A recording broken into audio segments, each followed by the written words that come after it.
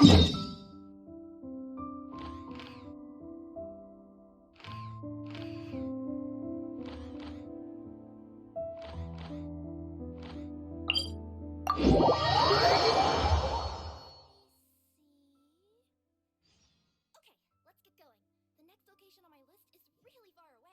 been to so many places lately.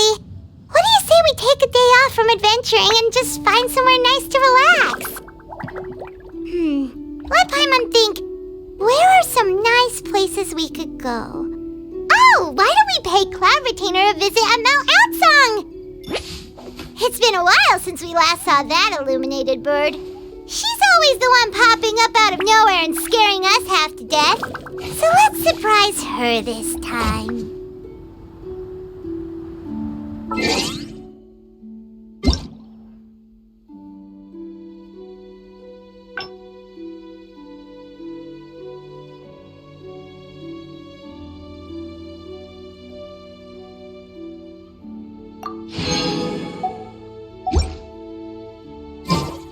Oh, the scenery here is wonderful.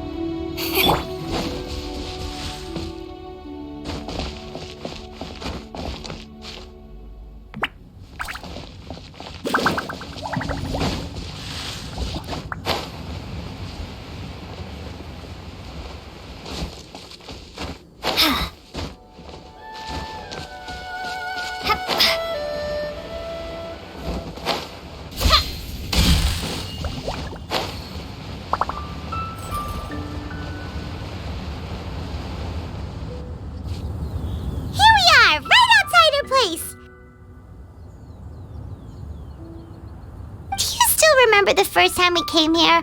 We even brought offerings and everything. And when we told her that Rex Lapis had been assassinated, she immediately threatened to squash Liyue Harbor. Paimon thought she'd be impossible to get along with. But now that we've spent some more time together, she's really not like that at all. We probably don't need to bring any offerings now that we've gotten to know her pretty well, right? Still, Paimon's got some snacks around here somewhere, so if she really wants something, we can just use that. Huh? Traveler, did something catch your eye? Whoa, what a pretty lady. Is she also here to visit Cloud Retainer? Yeah, you're right. All it takes is one look and you can tell she's someone special. As expected of that bird lady, really. She must have a whole bunch of Adepti friends from all over the country. Okay, but if we're both friends of Cloud Retainer, then we're basically friends by association, right? Want to go up to her and say hello?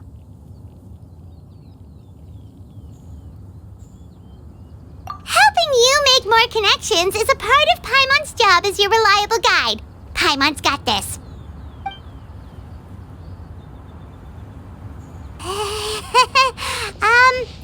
Hello.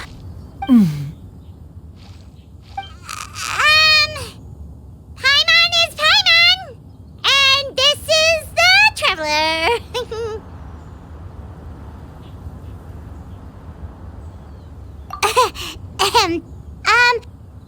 Paimon doesn't think we've met, but we're also friends of Cloud Retainer. May we have the pleasure of learning your name, Madam Adeptus? You two... What is this tomfoolery? Has this shift in form so clouded your eyes that you no longer recognize one anymore? Wait, you're... Huh? You're the illuminated bird? But you look... human! How did that happen? Oh, donning human form is scarcely any test of one's abilities. As for your confusion, one merely had no reason to indulge such inclinations before. So, you're indulging now because? Well, one has made plans to pay a visit to some disciples at Liyue Harbor. Taking on a human form for such a trip is simply a way to make matters less conspicuous. You? Worrying about keeping a low profile? You're the one who likes to pop up out of nowhere all over the place. In fact, Paimon can think of several examples. Like last year, when you suddenly appeared on the top of a roof without any warning. Or...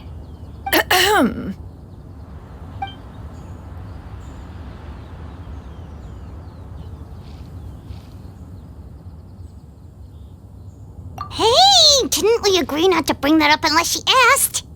Oh, so you have taken care to follow the proper rules of etiquette after all. Most commendable.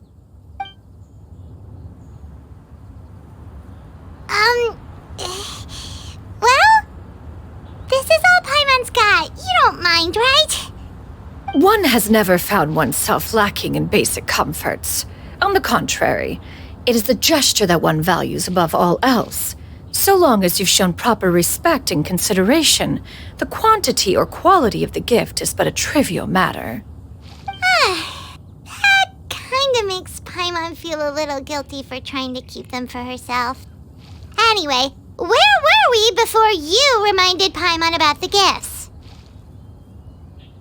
Ah, right. So by disciples, you must mean Ganyu and Shenhe. It's also been a while since we last saw them. Maybe we can come too. One planned to extend the invitation even if you had not raised the matter yourself. Shenhe and Ganyu should be quite pleased to see you again. However, one would first inquire as to the reason behind your visit here. You have cause to seek one's company? Yeah, we just found ourselves missing you and wanted to see how you were doing. We were hoping you'd tell us one of your stories. Who knew we'd run into your human form while we were at it? Is that so? If there are no urgent matters at hand, then let us make haste for Liyue Harbor.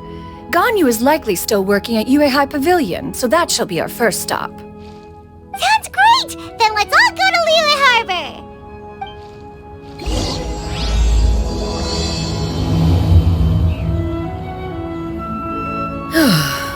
Ganyu has been quite busy with work as of late. One can count on one talon the number of times she returns to Mount Outsong each year. Shenhe has also secured employment recently. In her correspondence with me, she wrote that she shall have no need to return for the foreseeable future. Did they think one was so easily mollified? One shall investigate everything with one's own eyes and decide for oneself if their living conditions are satisfactory.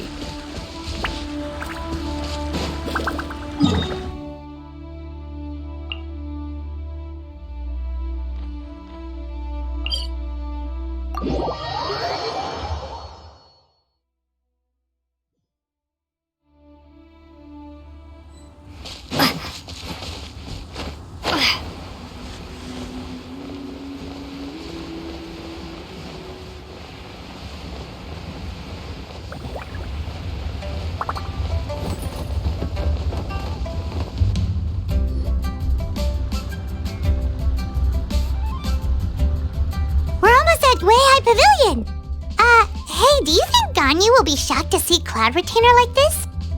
Guess we have no idea if Shenhe and Ganyu have ever seen her in this form before.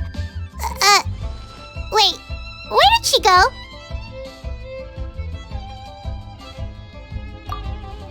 Why are you just standing there, Cloud Retainer? Quietly now. One shall stay here. You two can go and meet with her. But why? Isn't it better if we all go together?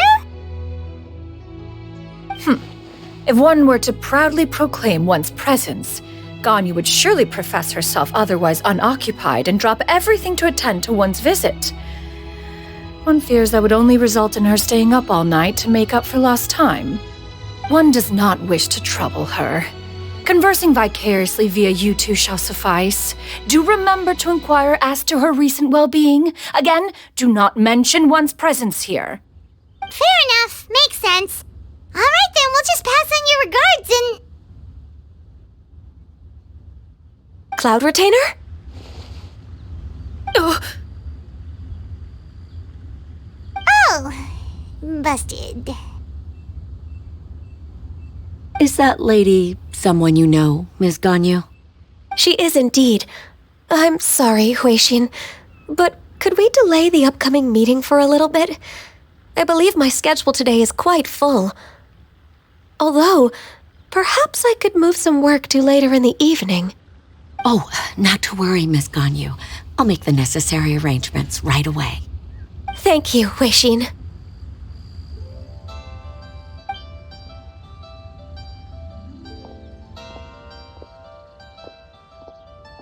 It's been a while, Ganyu. Greetings! What brings you here today? And Cloud Retainer, too! It's been quite some time since I last saw you in this form. You are quite mistaken. One is not acquainted with this Cloud Retainer of whom you speak. One is simply a mere mortal passerby. Huh? Seems she's not buying it. That was but a simple test. One did not expect you to be able to recognize one so easily, especially after so many years of only seeing one's other form.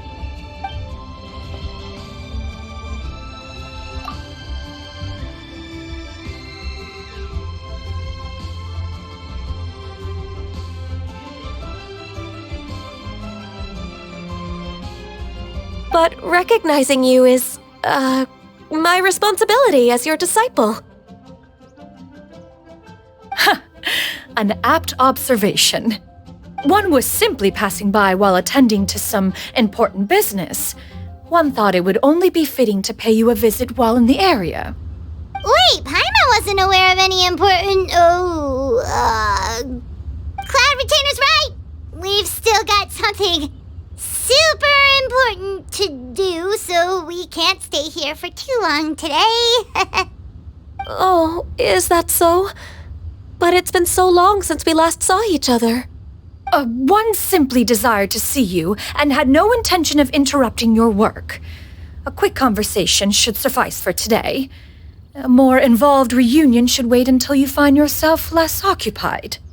I understand. That should be fine. While one acknowledges the amount of work that you have to deal with every day, one must also remind you to rest. Though Adepti blood flows through your veins, excessive exhaustion will still cause grave harm to your body. It still makes one nostalgic to see you as you are now, respected and independent. When you were young, you oft begged one to cuddle you to sleep when you suffered from nightmares. Cloud Retainer! Stop! If you insist. We are running short on time regardless, so one will refrain from going into each and every story. Why don't you continue your conversation? One shall simply stand by and listen.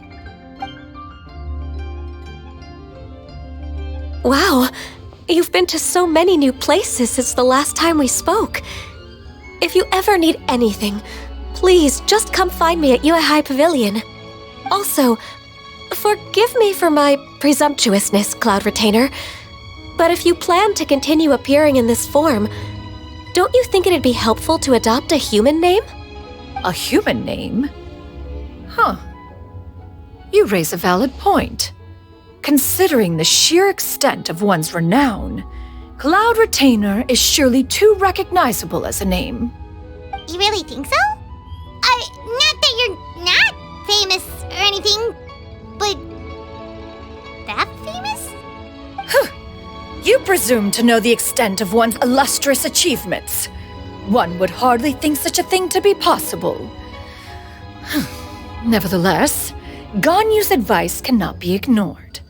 From this point on, when in public occasions, be sure to refer to one as Shenyun.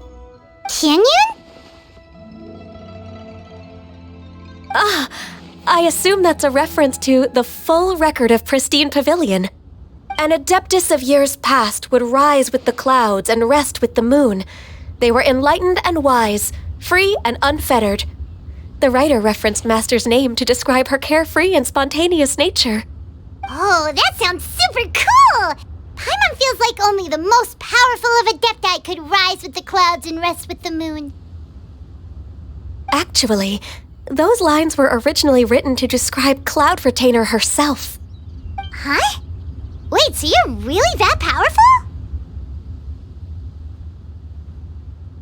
And what of it? Did you truly take one to be nothing more than a bird of bigger than average size? Not exactly.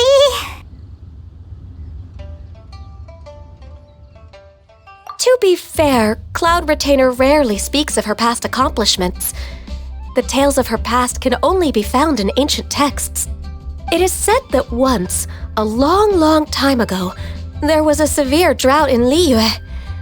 Left with no choice, many people left their homes, while others spent day and night praying to the Adepti.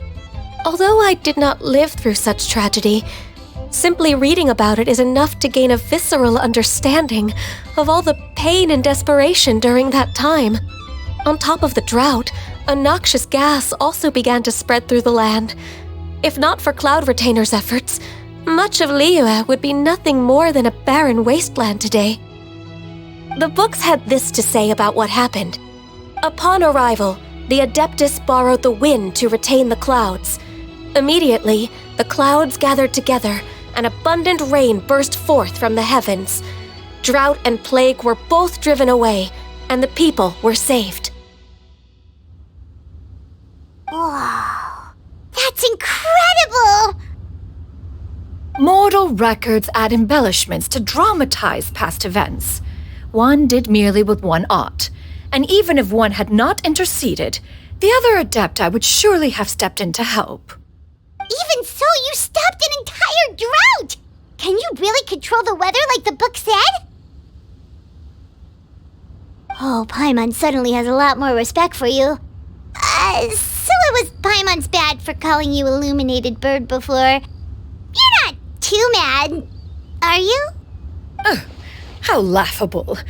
A name is but a simple label we carry with us on our journey through the world. Why would one be offended by such a trivial matter? That's a relief. In that case, Paimon will continue to call you whatever feels right in the moment.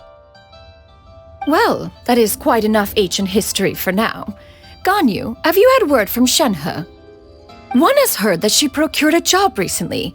Have you any thoughts on her workplace? And what, pray tell, of her monthly remuneration?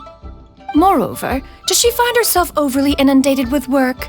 Is she allowed time off during Lantern Rite? That is a lot of questions. There is no cause for concern, Cloud Retainer. I introduced Shenhe to her employer personally. Wanmin Restaurant's business has been booming recently. So with Chef Mao being swamped with customers, and Shangling still off and out in search of new recipes, I introduced Shenhe to staff the restaurant. I see. Most excellent indeed. One has had the pleasure of being introduced to that family. Shangling is kind and astute, while her father is loyal and reliable. One has no cause to believe that they will make Shenhe's work difficult. Now, it is almost time to partake in the victuals of noon. One shall visit Wanmin Restaurant in person and see how Shenhe is doing. Huh? But didn't you just say that you had something important to do? Can that wait until after we've eaten? You may return to your work, Ganyu. One shall see to this matter on one's own. There will be many an occasion to dine together in the future. One is certain the opportunity shall present itself most readily. Of course, Cloud Retainer. Please take care. Traveler, Paimon, I'll see you some other time. See you around, Ganyu! Phew! Paimon was pretty quick on the uptake there, don't you think? As soon as you mentioned important business to attend to, Paimon realized that you were just looking to cut the conversation short and not take too much of Ganyu's time. Is Paimon right? No, in fact, it was not an excuse. One is indeed visiting Liyue Harbor for an important purpose. Wait, for real? The moment is not yet upon us. Still, the truth will be revealed to you in time. Huh. She really seems to be playing up the whole mysterious Adeptus thing right now. Is it because we just heard that cool story about her powers?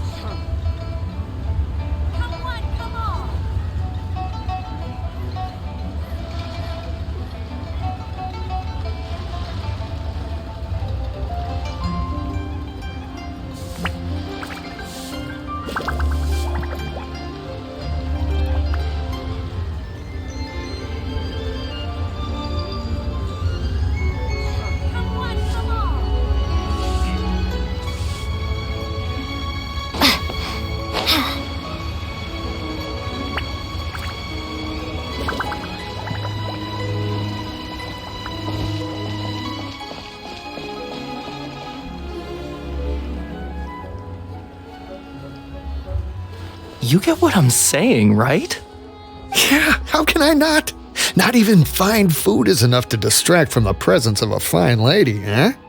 Oh, I'm far more interested in getting her details than ordering any dishes. Hey, how about you ask her? You do it. No. I think you should. Wait, she's coming. What can I get for you today? Greetings, miss. I was just wondering if you'd be willing to... What would you like to order? 2 servings of more meat to go. Good chat. Bye.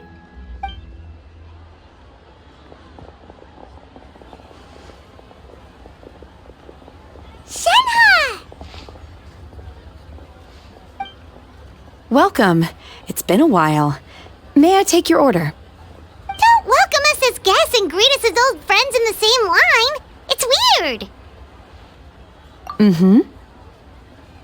Oh, and this is? This is Miss Xinyun. Master? Huh? One does not recall ever revealing this form to you before. How were you able to ascertain one's true identity with such ease? I've trained and lived with Master for more than 10 years. I would recognize you no matter what form you take. You...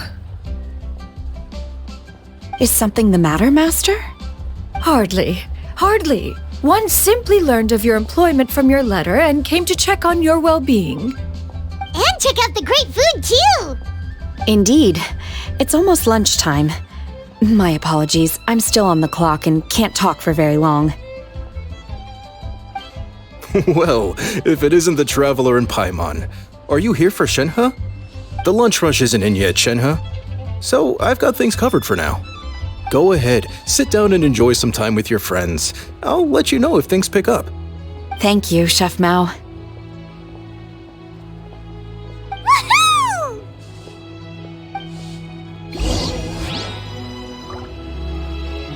Should I save this money or invest it?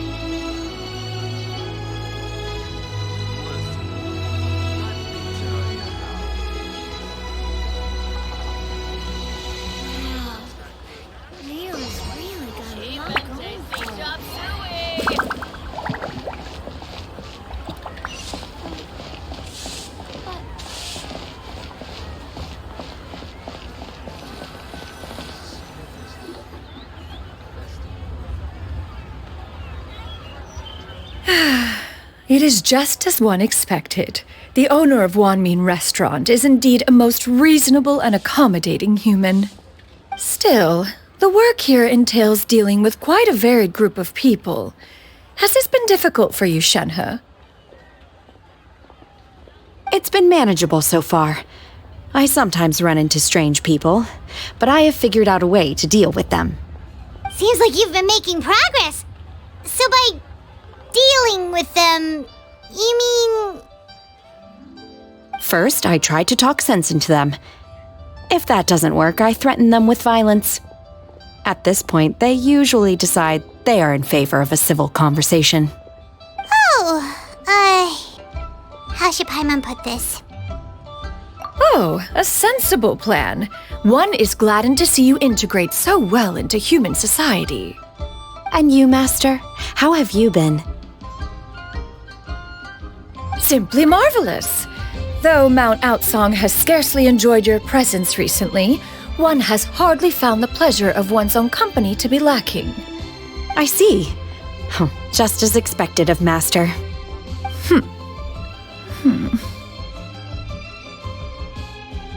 I have missed Master quite a bit too.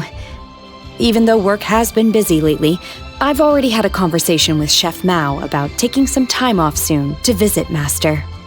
Oh, you did?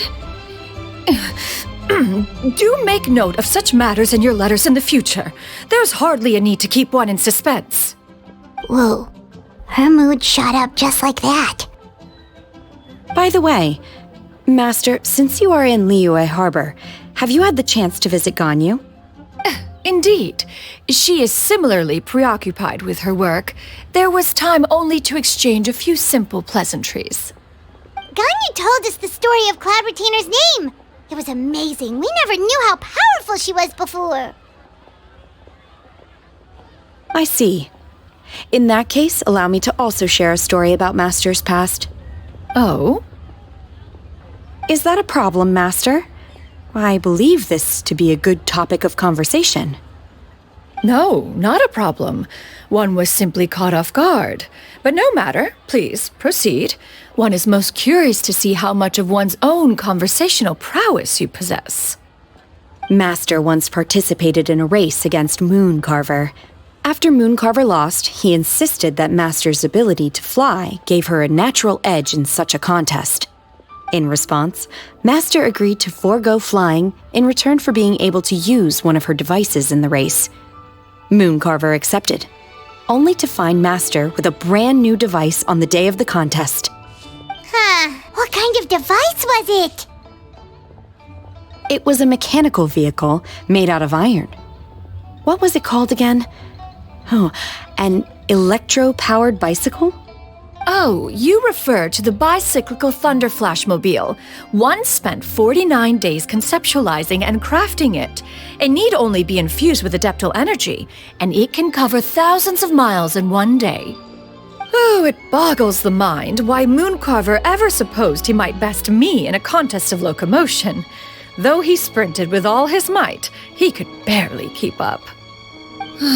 Alas, the one flaw of my mechanism lay in its weakness against mountainous terrain. One was thwarted mere seconds from victory, when it was thrown off course and failed to make it across the final stretch. Truly a most unfortunate turn of events. Anyway, do go on, Shenhe. Master, that was the end of that story. Is that so? With you gone, one has seldom felt the desire to call upon those old fossils for another contest. What is a race without spectators, after all? Have you been lonely, Master? Lonely? At one's age, entire human generations come and go in the blink of an eye. Even one's own self-directed musings can span several days and nights. 'Tis a most foreign sentiment. The mere mention of it is preposterous.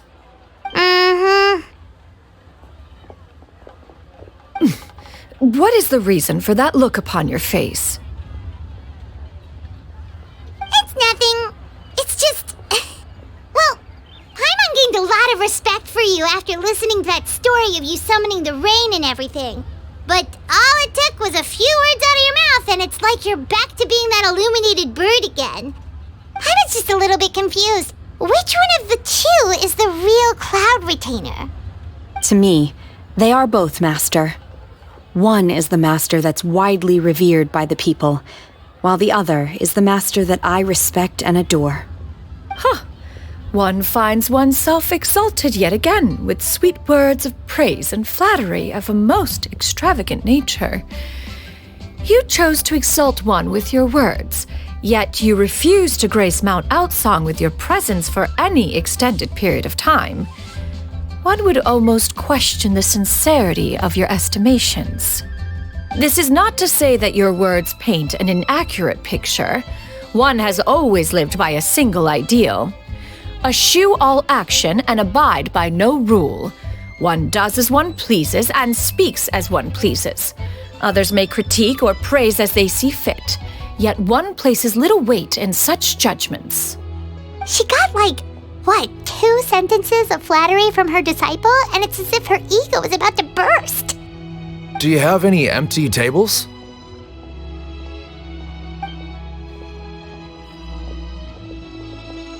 Hey there, could we get another fish stew?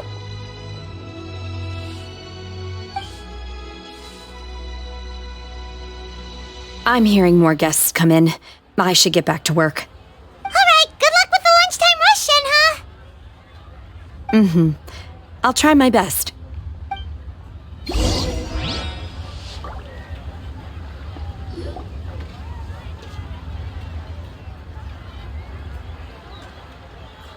So much yummy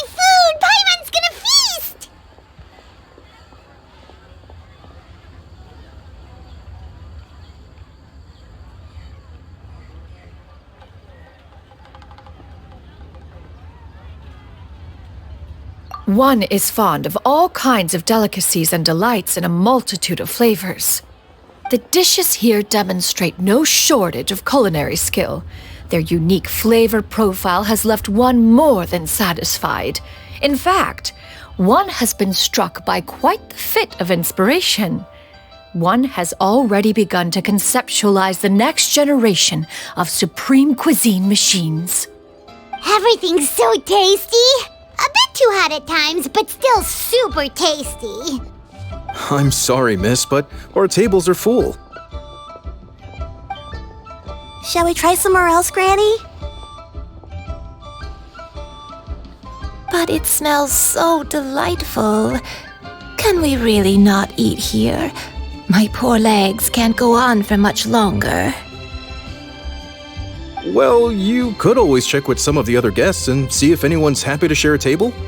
Okay, I'll ask around.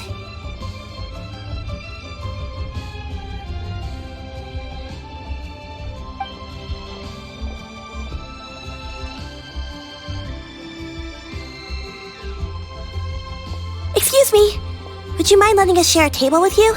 There are no empty tables left, so... Ah, well, Paimon doesn't mind. What about you guys?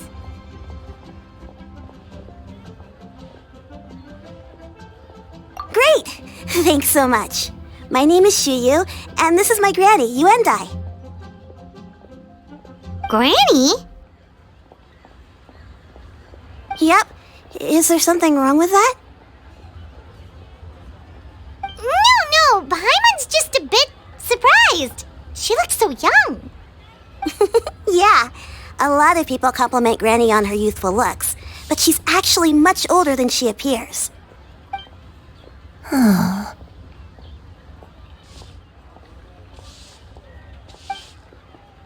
Granny, why don't you take a seat? Come on, it's not polite to stare.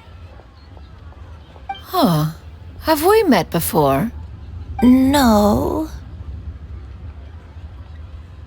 Tis a fated meeting, then. Please, take a seat. What would you like to eat, Granny? I can order for you. I want braised earthworms. They always pop up out of the ground after a rainstorm. No, not this again. Granny, there's no braised earthworms on the menu. Braised earthworms? Well, that sounds weird. Do people actually eat that?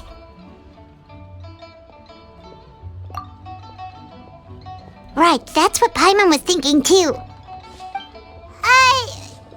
Need any help? Help? Oh, do you mean with Granny? Thanks, that's nice of you to offer. Granny has pretty bad dementia, so her memory's getting worse all the time. She's always saying things that sound kinda confusing. Actually, her memory's been bad ever since I was little.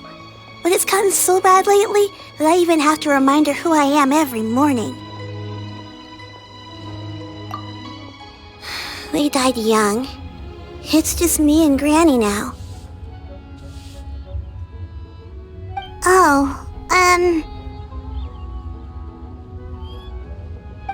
But it's okay. Don't feel bad.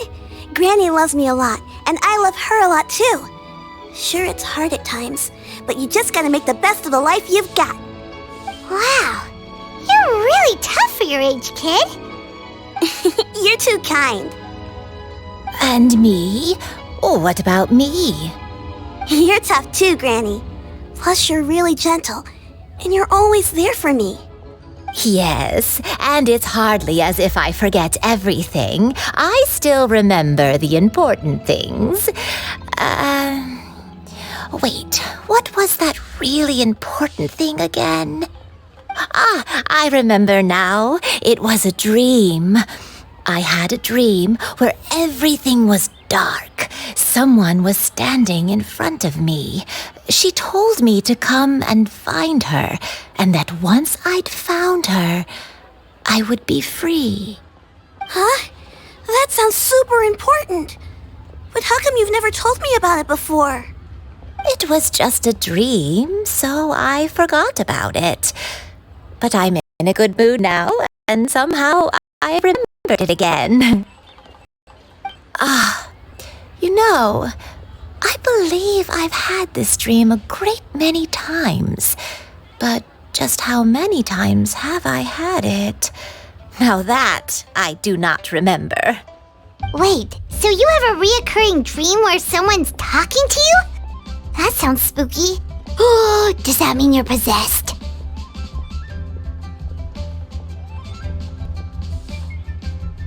Unlikely. Her eyes are clear and her breathing remains calm and level. One sees no signs of possession. Are you sure? Who do you take me for? Is one not an adept? Am I not an expert?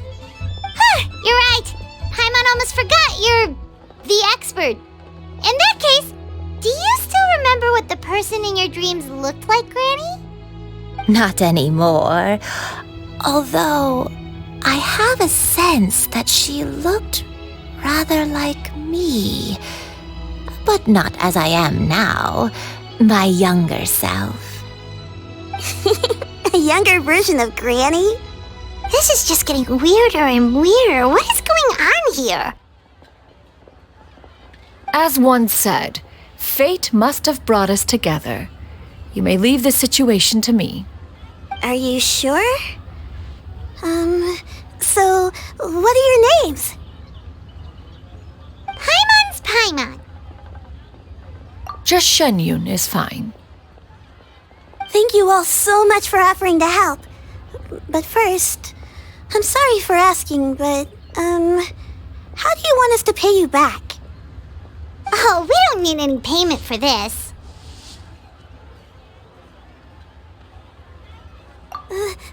Thank you so much. You're welcome. But Miss Shenyun, what exactly can we do to help out this granny? All we have to go off is that dream. Where do we start?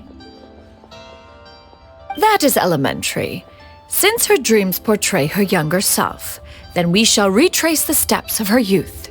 Once we have revisited those places, her memories will likely return. Sounds like a plan. So, Granny, do you remember which places you went to when you were young?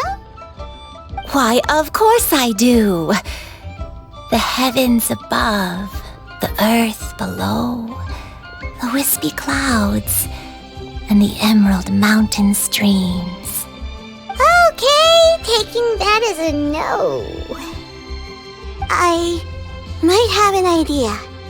Once, when I was really little, my dad told me that Granny used to be a martial artist heroine who saved loads of people from a disaster.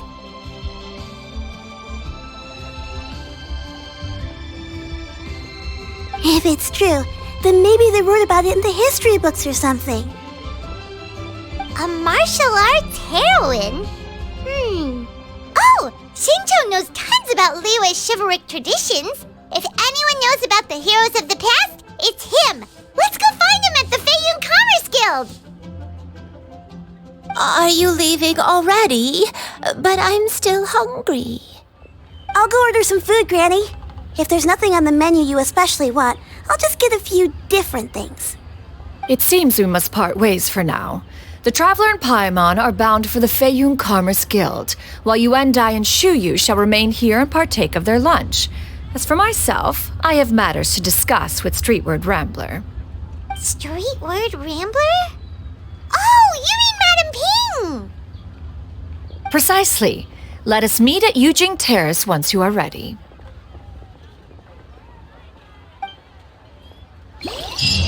Everyone, please eat to your heart's content. Always wanted to try this Food place. is unbelievable. Where are you going, Granny? Don't you like the food? Fresh milk. I need to buy you some fresh milk. Milk? Why? You need to drink milk before eating, or the spicy food will make you cry. Hush, little one. Don't cry. Granny, you're forgetting things again. I'm not a little baby anymore. I can eat spicy food now. Even the super spicy dishes, like their fish stew. I can eat 2 whole bowls, no problem. Wonderful! How wonderful! My darling granddaughter is all grown up.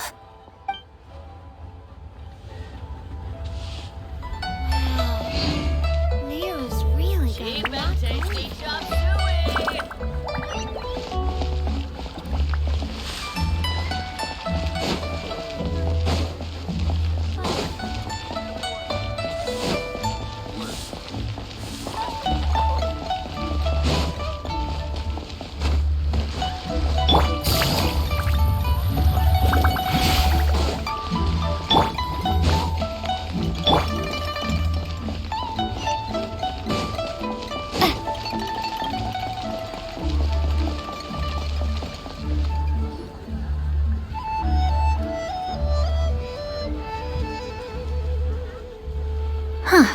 It's you two.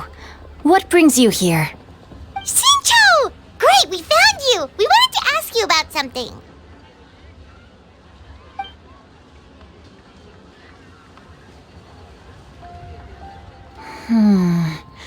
That's not a whole lot of information to go off of.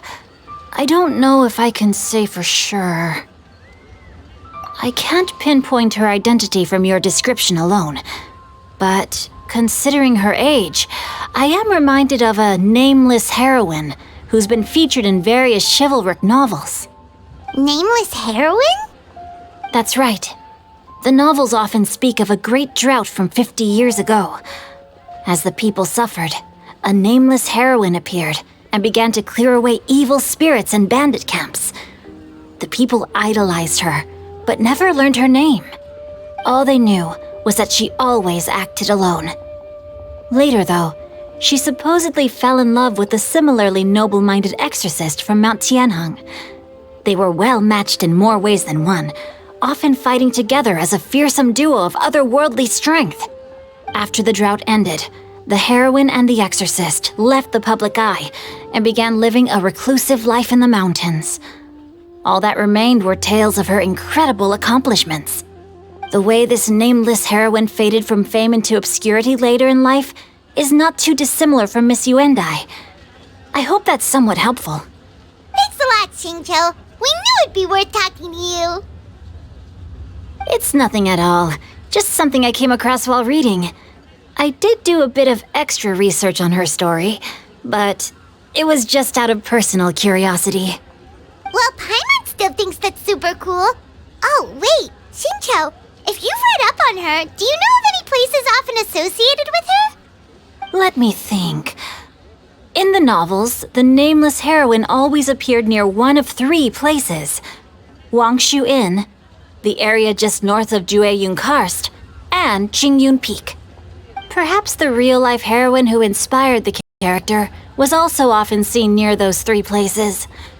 That would explain why those locations appear in the various novels written about her. You're welcome. To be honest, I found some parts of the story confusing when I first came across it. If Miss Yuendai was indeed the original inspiration for the character, she may just be able to help me put the pieces together.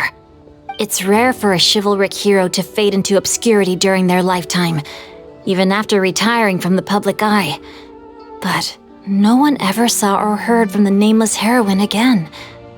There were even rumors that she became extremely ill. I've never understood why someone would go to such lengths to erase themselves from public memory. It's almost as if she was trying to hide from something. There's probably far more to the story than what's been written. We'll be sure to tell you if we manage to uncover the truth. That's a deal. Perhaps, behind the truth of it all, there lies a story more fantastical than any work of fiction. Paimon feels like we just learned so much from Shincho. A drought, a nameless heroine, a life of seclusion. Wait, why does the story sound super familiar? Oh, right! There's a drought in this story, too! Shincho, are droughts super common in Liyue or something? Well, they used to be. But people have long since developed methods to prevent them, like by cultivating the soil or digging canals. So while droughts do happen from time to time, they are rarely regarded as true disasters. The drought 50 years ago is probably one of the worst we've had in the last several centuries. The crops withered, the streams ran dry, and the monsters in the mountains became rabid and agitated. Countless caravans were attacked, and people who lost their homes came together to form bandit groups. What started as a natural disaster soon became a human tragedy as well. That sounds awful. Yeah, and that's exactly why the nameless heroine was so beloved. She must have been someone of true integrity to do so much for the people while asking nothing in return. Still, as terrible as that drought was, it was nothing compared to the truly calamitous disasters that befell this land in ancient times. They say that back in those days, disasters were both more severe and more common. Only the strongest of Adepti could hope to dispel the ruin and devastation. Do you have any other questions? We're good for now. We're just going to head back and meet up with Miss Yanyan and the others again. Paimon hopes that Granny Yuendai will be able to remember more of her past. She used to be a great hero who saved many people. So sad that she can't recall any of it. Anyway, we'll be off now. See you some other time, Xingqiu. Thank you so much for your help. It's no problem at all.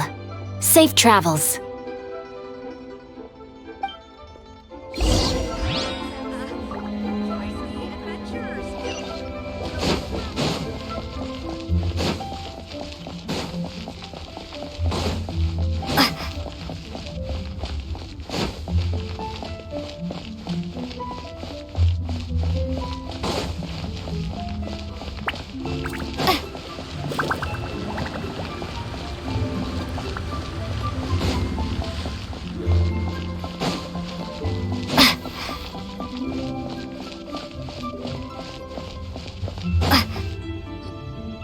I have recorded the tune that you requested.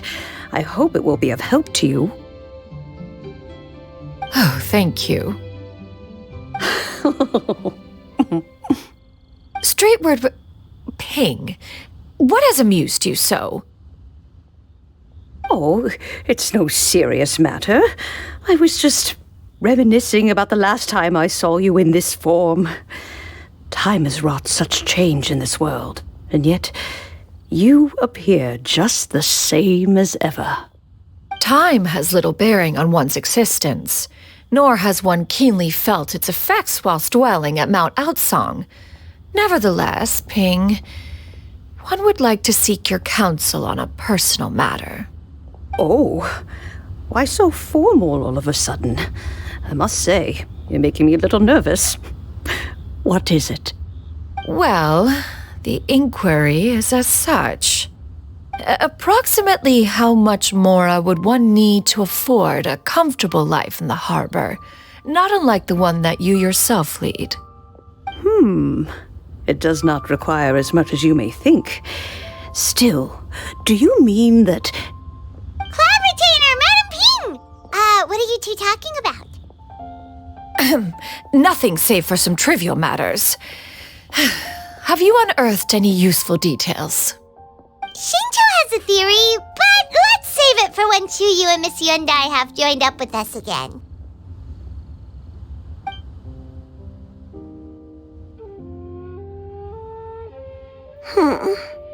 Do not be troubled, young lady. Here, have some tea. Thank you so much. What do you think, Chuyu? Does it match up with what you know of your granny? According to the story, the nameless heroine eventually fell in love with an exorcist from Mount Tianheng. Maybe that's my grandpa. I don't have many memories of him, but there was this one time I found a box in our attic full of a bunch of weird sigils. I think so too. Granny might remember something once she's returned to a familiar place. What marvelous tea! I can taste the dew's sweetness in this cup. It's as if I was taking a stroll in the mountains, thoroughly one with nature and at peace. Is that so? Then please drink as much as you like. There's no need to hurry.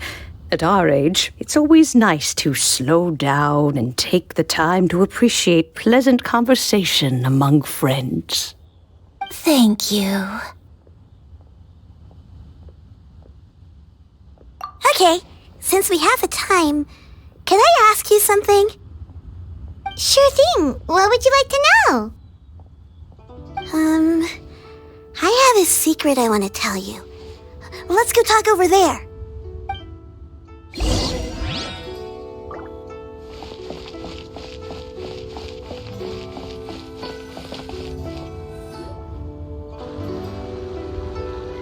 What's wrong, Shiryu? Well, I've been kind of meaning to ask ever since we started talking in the restaurant, but are you guys all adepti in disguise? Oh! About that. Well, you guys just seem super special. Plus, I think I might have heard Miss Shen Yun call herself an adeptus. Oh, must have been a slip of the tongue. Shen Yun, since you were the one who, misspoke, maybe you can explain to Shiryu here what you really meant by that. One is indeed an adeptus. Is that of some concern to you? Huh? I knew it. Well, one time when I was a little kid, I saw a pure white illuminated crane. I had this super high fever, and Granny wasn't around. I was feeling all icky and gross. But then this snowy white crane flew down from the sky. She put me on her back and flew me to her cool Adeptus house and fed me some sort of magic potion. When I woke up, I was already back in my bed and my fever was gone. I really wanted to thank her, but I was too sleepy to stay awake, so I never got the chance. So, I just kind of wanted to ask if maybe any of you have ever met an Adeptus like that? A pure white illuminated crane? The only two we've ever met are blue and white and black and brown. Have you ever met one that's pure white, Cloud Retainer? Never has one met an adeptus with such features. One surmises such a description is but a hyperbolic embellishment that oft results from narrative accounts. That's weird. Was it really just a dream then?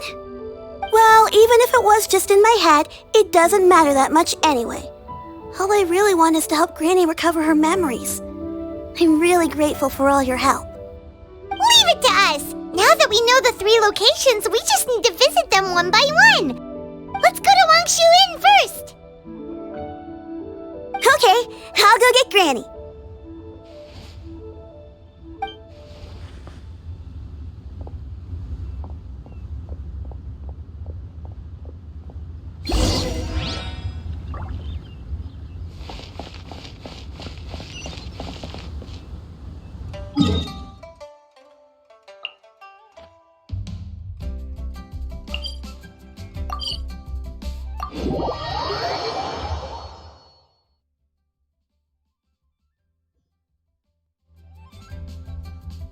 Wangshu Inn. Wangshu Inn. Do you remember this place, Granny? Yes.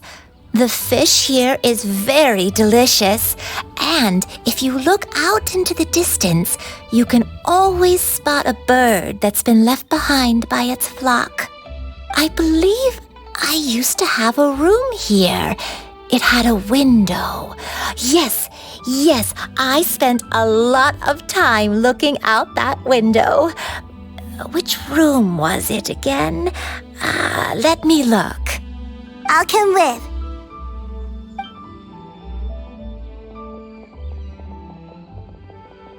Paimon's still having some trouble understanding what she's talking about, but if she's so familiar with this place, that must mean she lived here, right? Wait, huh? Whoa! Shao! What are you doing here all of a sudden? You scared the living daylights out of Paimon! I sensed a non-human presence and decided to come take a look. If you're here, then there's likely no trouble afoot. I suppose there's no cause for concern. It's been a while, Cloud Retainer. I see you have returned to your previous form. I have indeed. I fought alongside her in this form on many occasions during the Archon War. Oh, wow! What was she like during the war? Oh, wait, let Paimon take a guess. Was it anything like this? Behold, the glory of one's newest invention, the Bang Bang Continuous Fire Mechanism. Hands up and surrender, or be prepared to face the full might of the Adepti. An impressive imitation. Paimon knows her all too well. Even so, Cloud Retainer was not always as ostentatious as you describe. You may be unaware, but her talent with Adepti sigils is just as formidable as her skill in mechanics.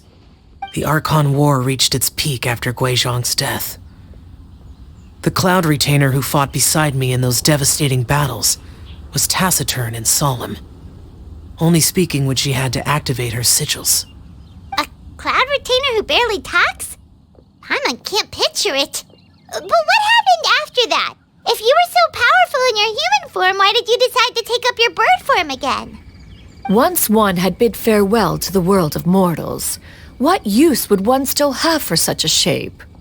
When dwelling between mountain and forest, away from the struggles and troubles of the mortal world, a mortal form is hardly the most fitting of choices. After the war, Cloud Retainer retired to Mount Outsong, only revealing herself to the occasional visitor, and always in her avian form. Although I do believe there was an occasion some 30-odd years ago when she decided to don her human form. I believe it was for the purpose of... One believes there is little need to relive bygone matters. Granny, are you okay?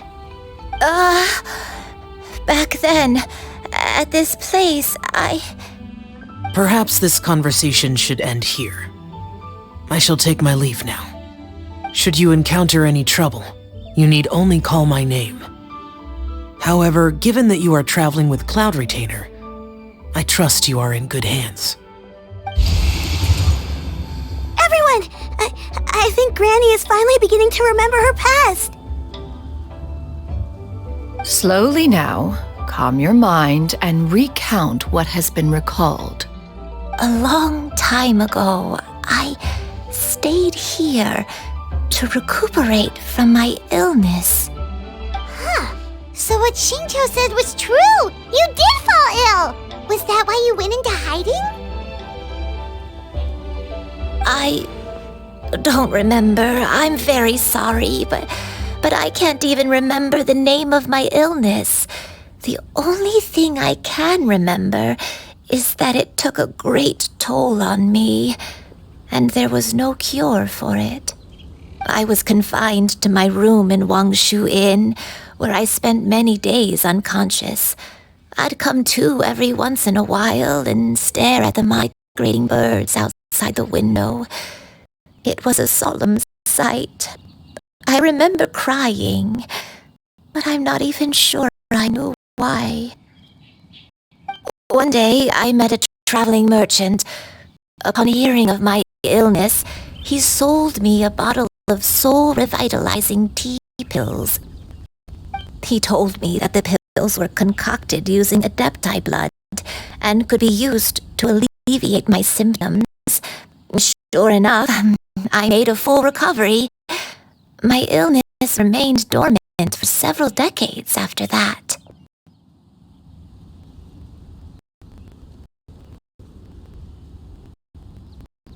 Wait, but if your illness remained dormant for several decades, are you saying that what you're going through now is just a relapse of what happened all those years ago?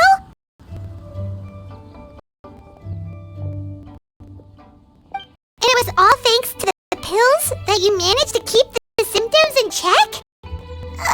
Paimon's brain kinda hurts. Do you remember anything else?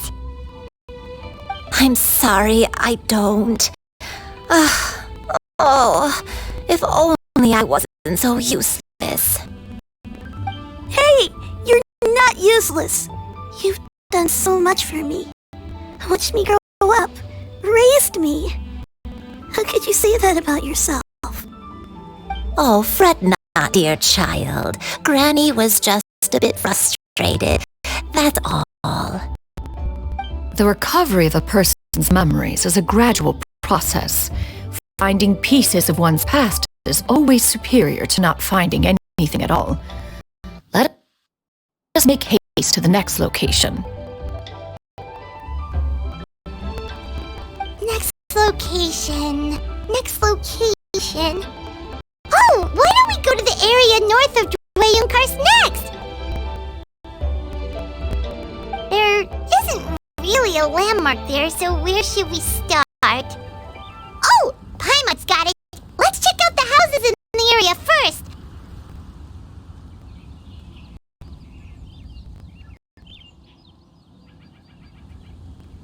After all, if she was there for any length of time, then she would have stayed somewhere, right?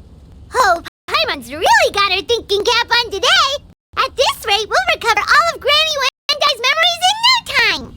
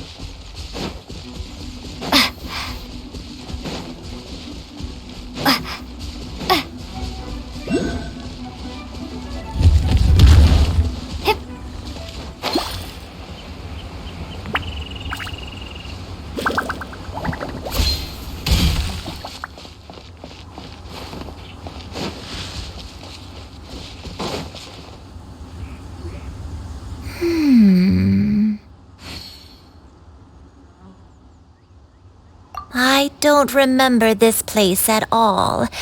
I don't think I've ever been here before. Still, I was thinking, this place feels perfect for a game of hide and seek. Huh? Why a game of hide and seek? I'm not sure. Maybe it's because I used to play that game a lot with Shuyu when she was younger. I don't remember playing it that much. Are you sure about that, Granny? We only played a few times, and we stopped once we realized I was no good at the whole seeking part. Ah, is that so? Then I must be mistaken. Not here then. Let's try somewhere else.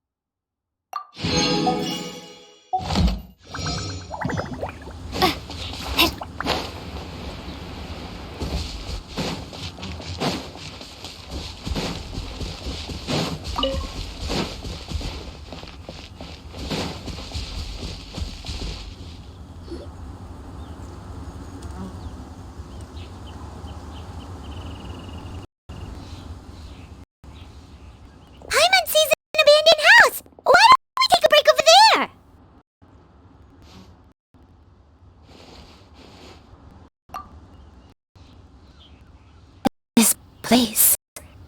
It's...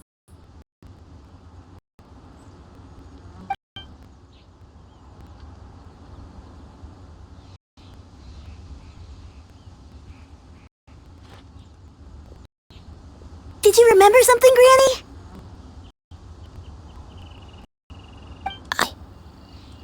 I remember. Shuyu, this is where your father was born. It was a moonless night. I had been injured, so your grandpa was supporting me. We fled together with some being in the fog behind us in hot pursuit.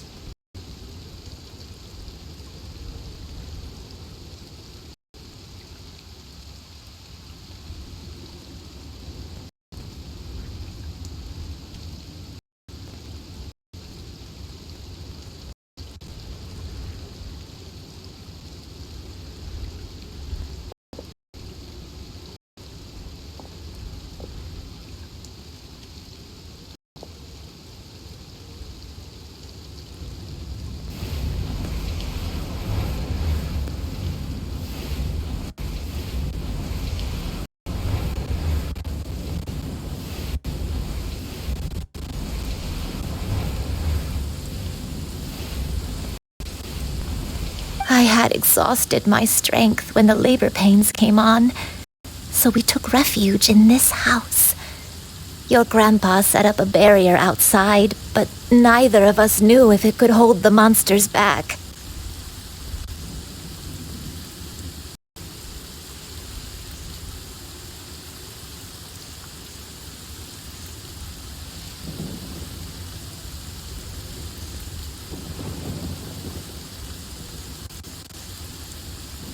I remember that night. I remember falling to my knees, reciting a prayer over and over.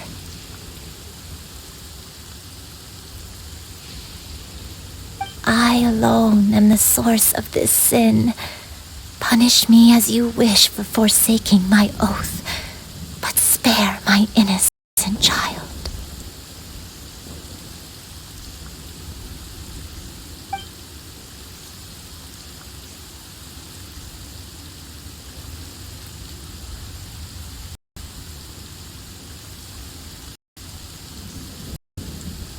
Sin? Oath? Did you do something wrong? I don't know. I don't remember. I only remember praying in the darkness with all my strength until the sun finally rose again and the fog cleared out. Eventually, the house was filled with the sound of my baby's first cries. That baby was your father. I remember I clutched him tight to my chest and wept tears of joy. It was the first time I'd ever felt such happiness in my life. My dad? He was my pride and joy, and so are you, Shuyu. You're so much like him, and I love you both so much. But you're always going to be different from me. Why? Just what did I do? I don't care what you might have done, Granny. You'll always be the person I love more than anything.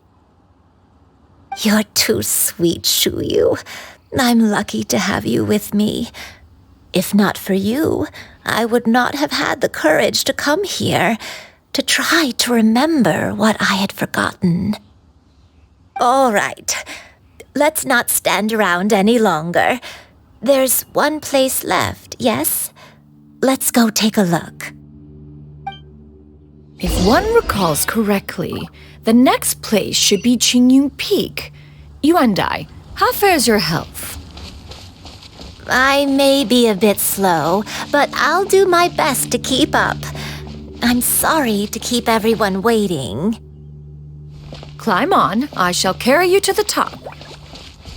Oh, such lightness of weight. All those who grow old grow frail in the end, do they not? First, you lose your memory, then your health. Eventually, you end up losing everything.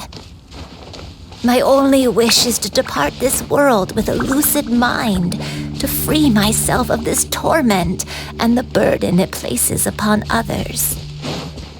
Fret not, you have my aid in this endeavor.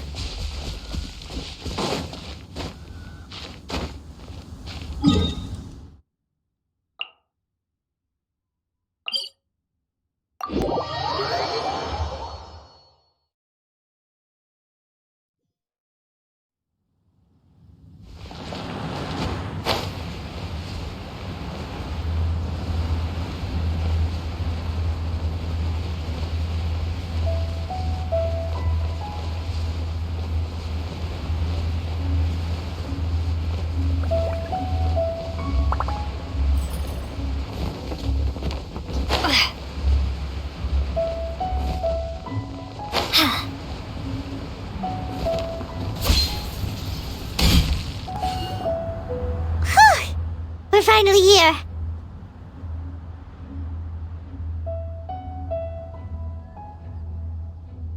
Does this place feel familiar to you, Granny One Day? Let me see.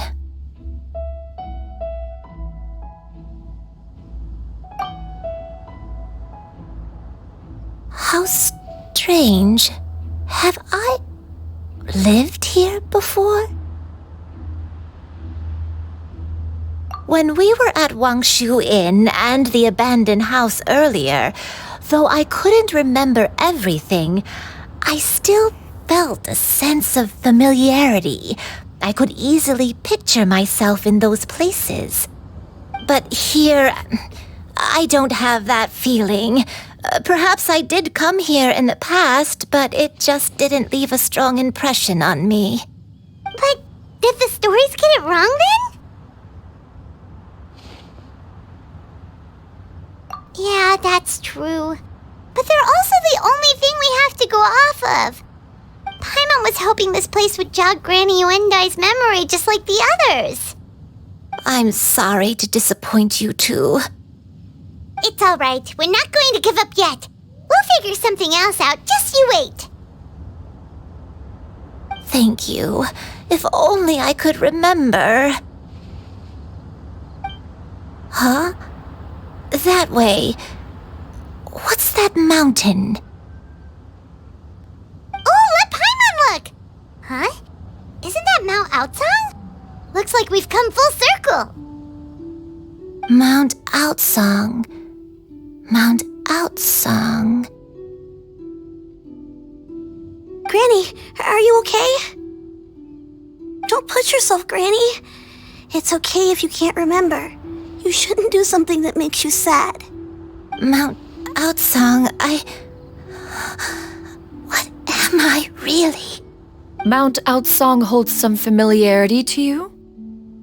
It does, but I can't go back. Are you feeling unwell? My head, it feels all heavy and dizzy. What is wrong with me? Cloud, Miss Yenyun, is there anything you can do? Let us go to Mount Outsong. But... Fret not, all will be well. You and I, you have already given more than enough to the pursuit of this endeavor. You may leave the rest to me. I've prepared something that can aid you in suppressing the fear in your heart and restoring your lost memories. It currently resides at Mount Outsong. Wait, really? When did you do that? I never leave anything to chance. All will reveal itself when we arrive.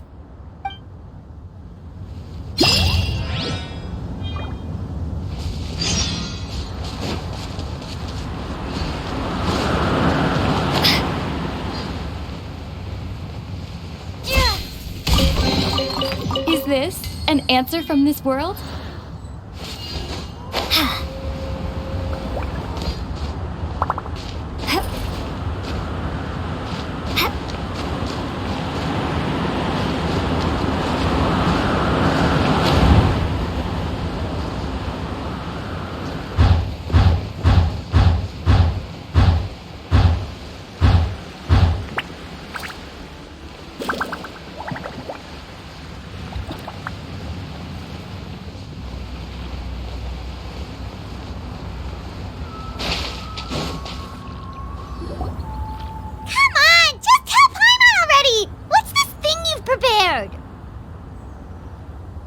Here, this is it.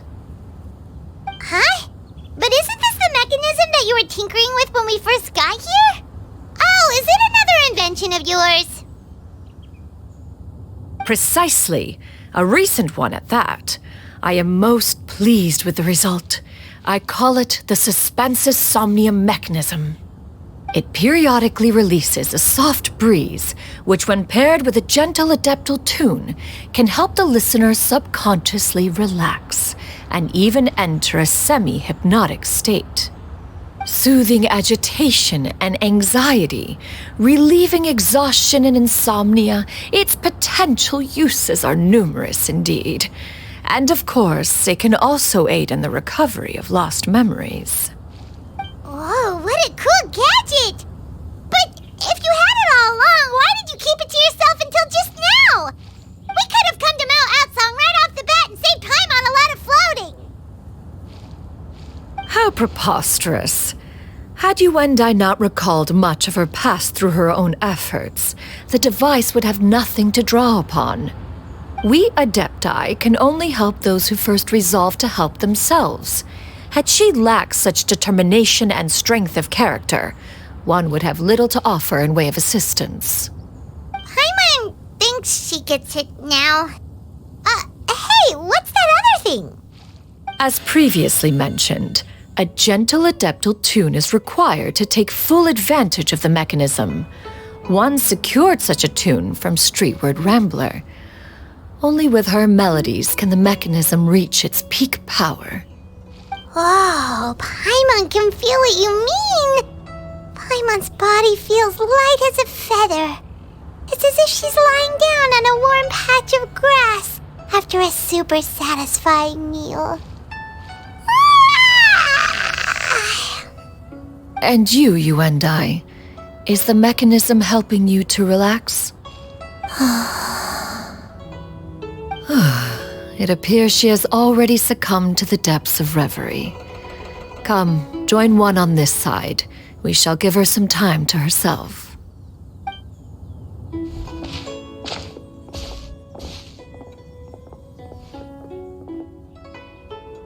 The drought is over. But why do you look like you want to cry? The potion. It's nearly run its course. I've never regretted meeting you. Not even for a second. Please. Please, no.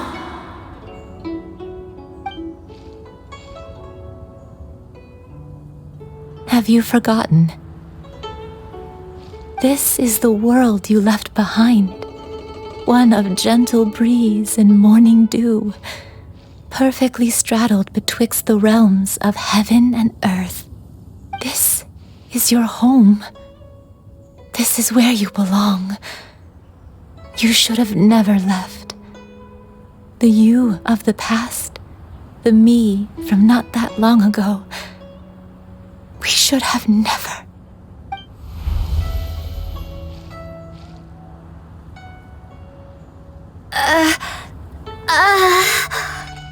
So that is the truth.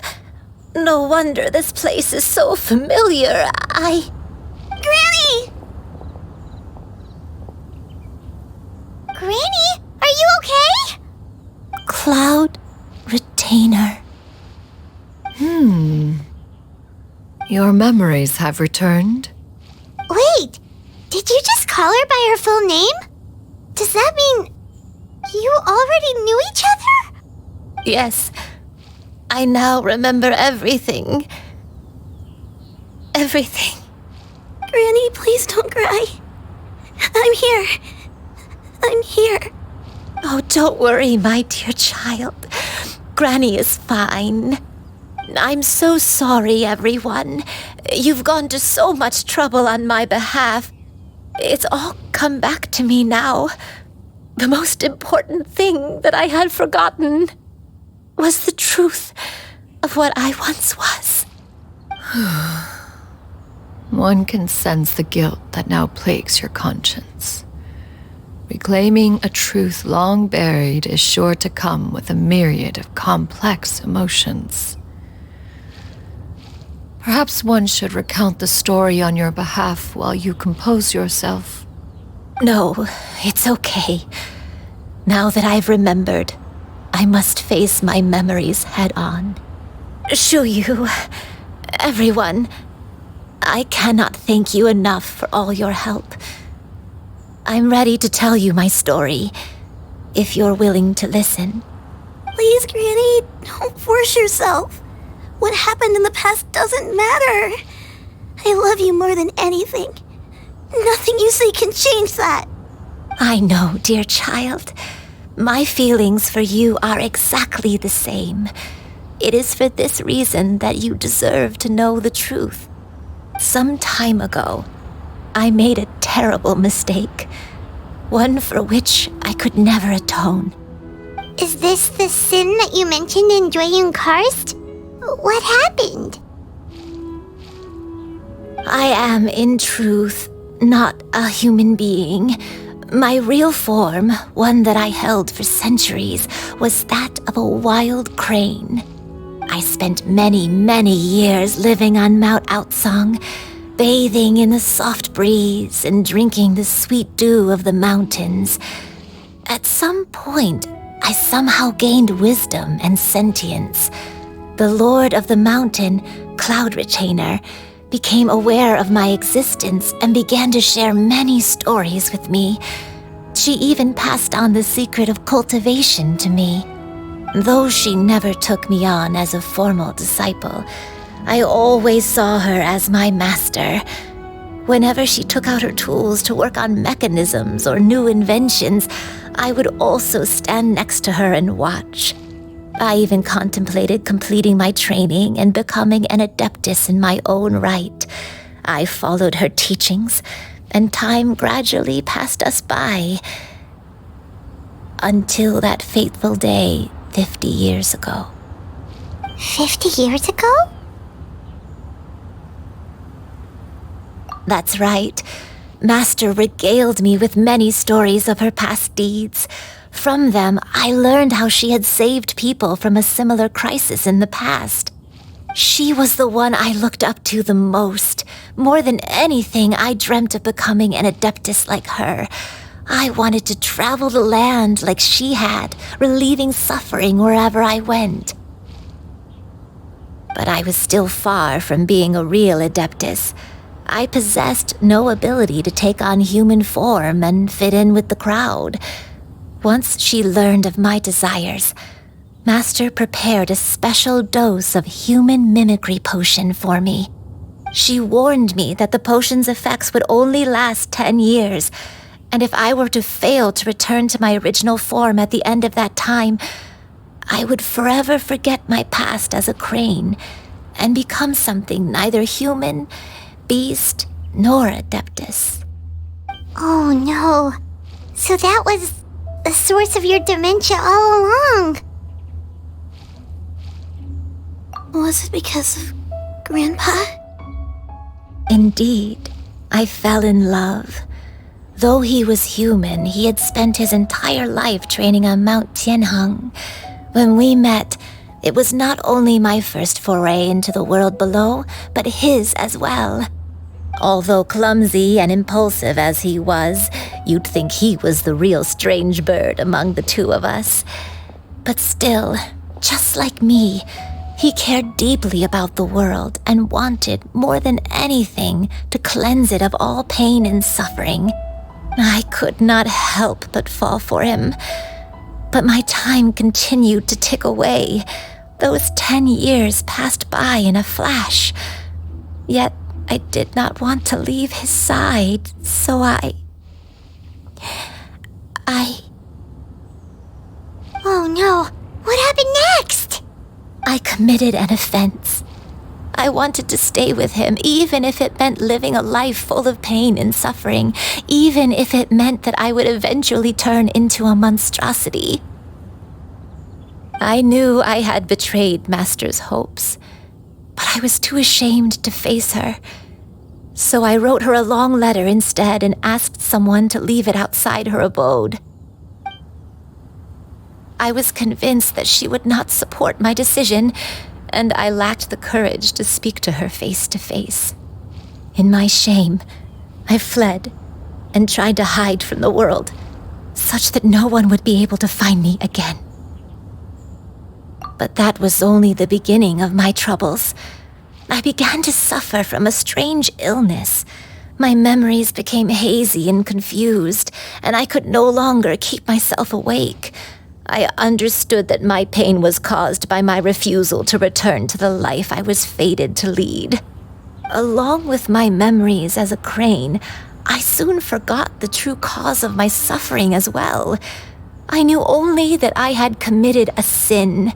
All I could do was pray for forgiveness, even if I had long forgotten what needed to be forgiven. Looking back, I was beyond lucky to have come across that traveling merchant at Wangshu Inn. It was such a fortunate coincidence that we were there at the same time. If it weren't for those soul-revitalizing tea pills, I probably would have... Granny, what's wrong? Coincidence? Why did I ever think it was a coincidence? Tea pills concocted using the blood of an adeptus? No, it couldn't be. Master, don't tell me. Back then, that merchant was actually... Human custom would dictate the conferral of gifts to be in order when one's progeny is wedded, would it not? Consider the pills a symbol of one's best wishes. So when I tried to conceal my name and mistakes from the world and hide myself away in perpetuity, the only person I managed to deceive was myself. You knew where I was all along. One still remembers when you were but a fledgling. You possessed a certain fondness for a particular game. You would hide yourself among a group of wild cranes and ask one to pick you out from among the flock. One found you with such ease every time. 'Tis a truth most evident. One always recognizes one's own, no matter what form they may take. Wait! Paimon's confused! So, Cloud Retainer, you found Yuendai again? But how? When? And what happened after that? Perhaps it is now time for one to recount the rest of the tale.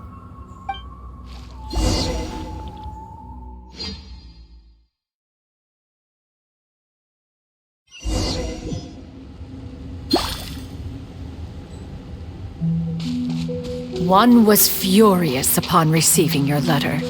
Seized with anger, one set out to bring you to your senses.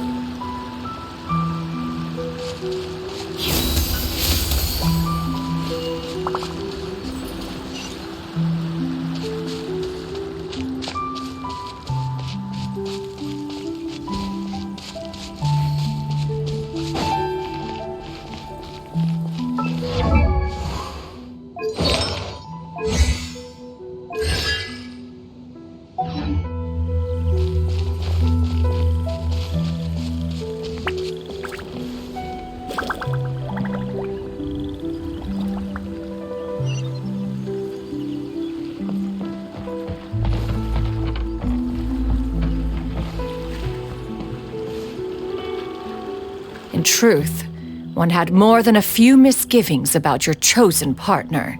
As an exorcist, his talent was lacking.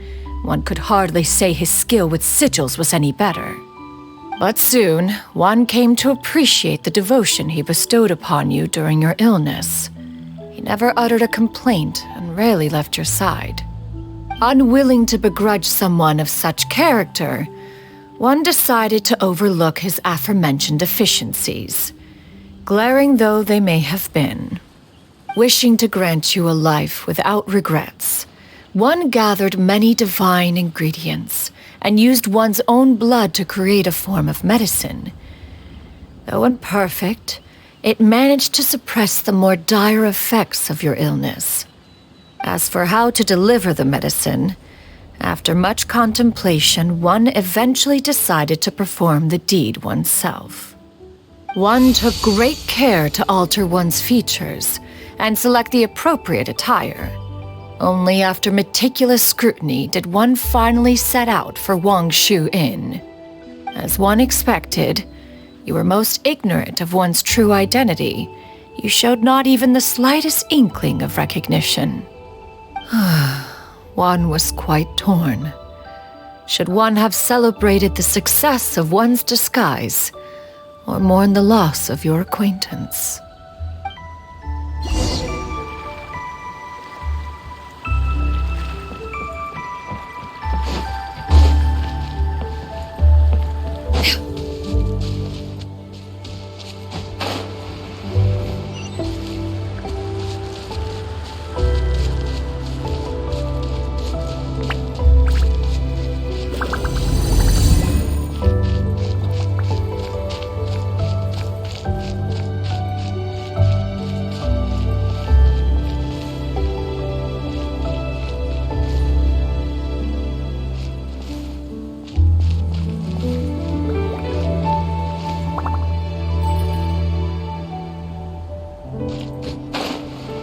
Nevertheless, one would speak to you about another matter.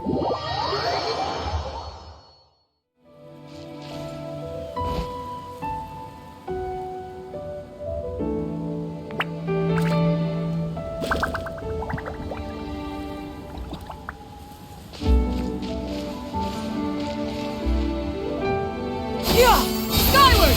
Scatter!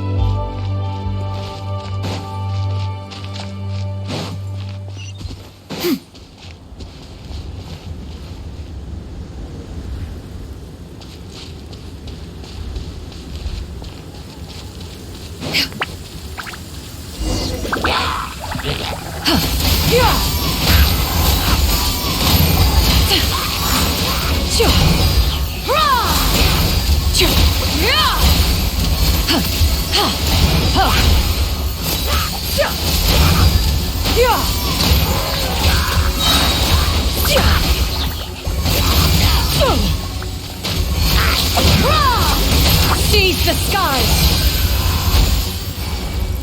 Skyward!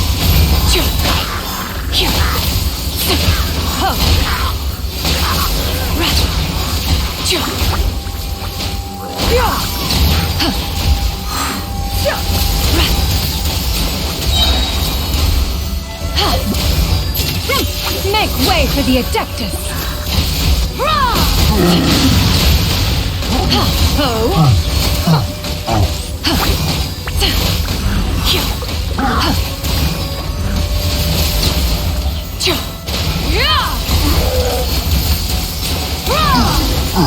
Skyward! Those monsters would hardly have pursued you with such ferocity without sufficient incentive. They were likely incited by the presence of godly remains. Said godly remains, in turn, were likely drawn to the trace of one scent on your body.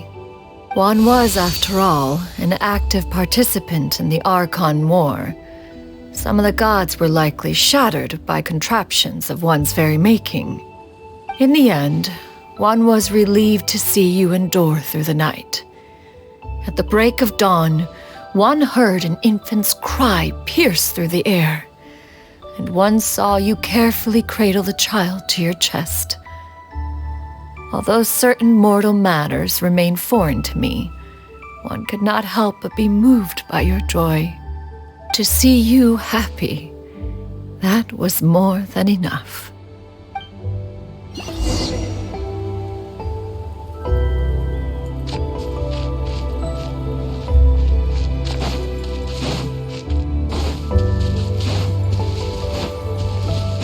Now you should have a complete understanding of the events. Wait! But if that's true, then the crane who took care of me when I was sick must also be... Ah, one had almost neglected to recount the absurdities of that tale.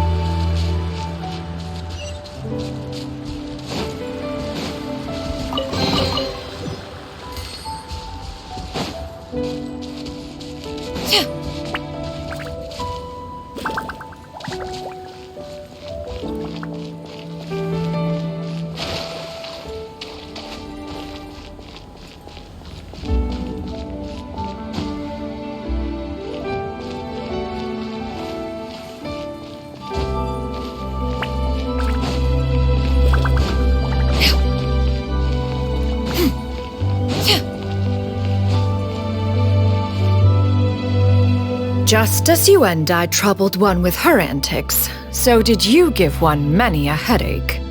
Upon finding you burning with fever, one made plans to bring you back to one's abode for treatment.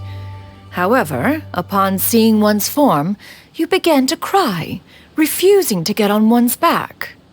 When one asked you why, apparently you believed that one could not possibly be a true Adeptus, because all illuminated cranes are white from tip to toe. One had no choice but to apply powder to one's body to conceal the variegated nature of one's appearance. You became more than amenable enough when one stood before you devoid of any other coloring. It bears mentioning, however, that as a crane, Yuandai was nearly entirely pure white in color. Though you had never encountered her in that form, you still recognize the essence of her being. Perhaps fate brought you two together in more ways than one.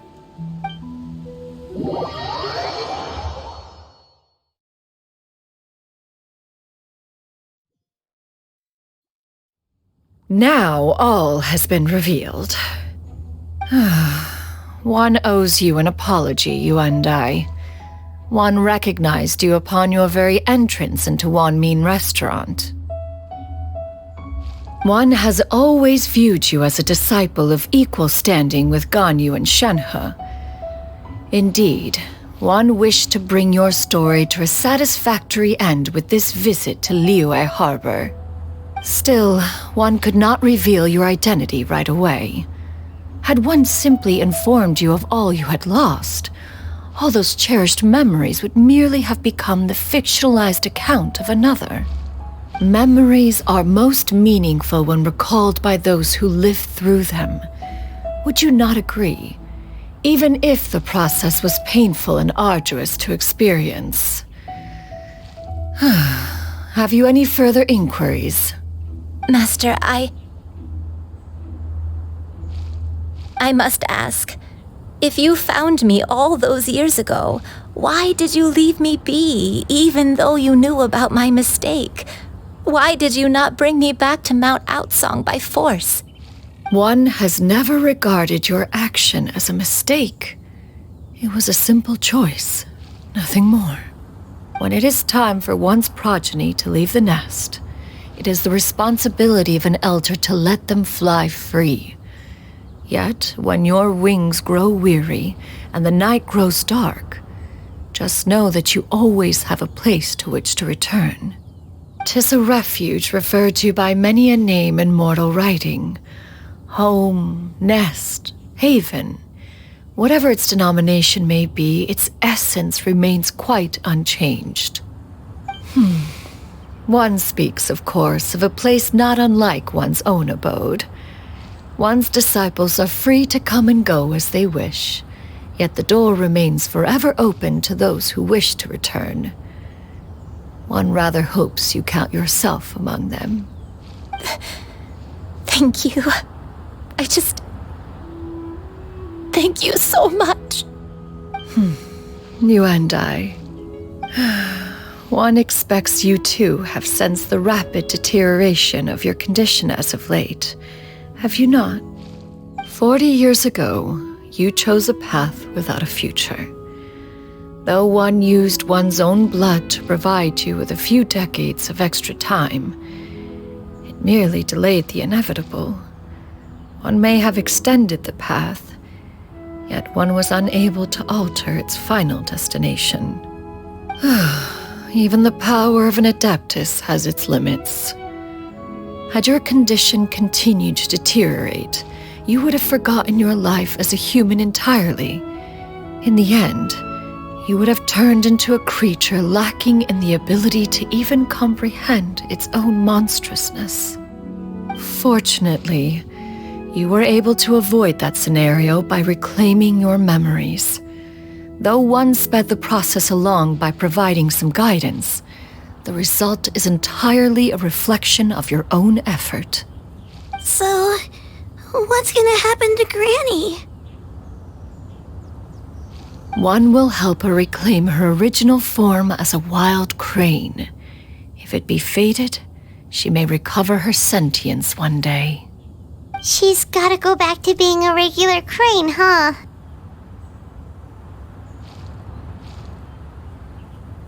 Master, you've already done more than enough for me. I don't know how I could possibly repay your kindness. This is a better result than I could have ever hoped for. How much time do I have left?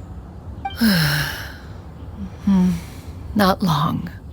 The transformation is imminent. Granny? Please don't leave, okay? You're all I have left. Please. Don't be sad, dear child. Granny has led a wonderful life. My only regret is having to leave you behind. Don't forget to eat well, okay? A growing young lady like yourself needs lots of good food to grow big and strong. Promise Granny you'll take good care of yourself when I'm gone. I promise, Granny. I'll do whatever you say. Good girl, good girl.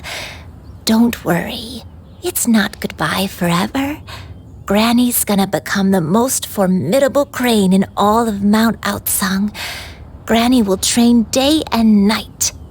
I won't stop until I can turn into a human without having to rely on anything but my own power. When that day comes, we'll be able to live together again, you and I. How's that sound? Good. That's a good girl. Even though we won't see each other for a little while, as long as we both work hard, we're sure to meet again someday. I'll eat well, Granny. I promise. And I'll wait for you, no matter how long it takes. I'll wait for you to come back. That's a good girl. Then Granny really has no more regrets. I'm so sorry, Master. Thank you for everything.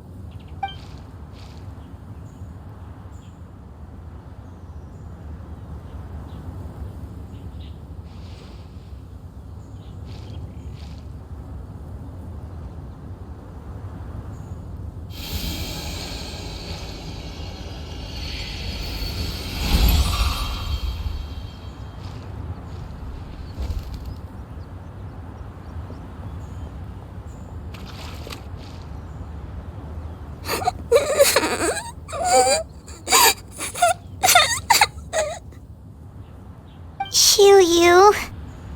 Let her be. At her age, crying is a natural, if not fitting, response to such an event. Tears are a necessary part of maturation. Sometimes there is scarcely a better vehicle to wash away the toll of stress and misery. Now that the issue has been resolved, you should also take a moment to relax. Give yourself some time to rest. Take a nap if you must. One will wake you in due time.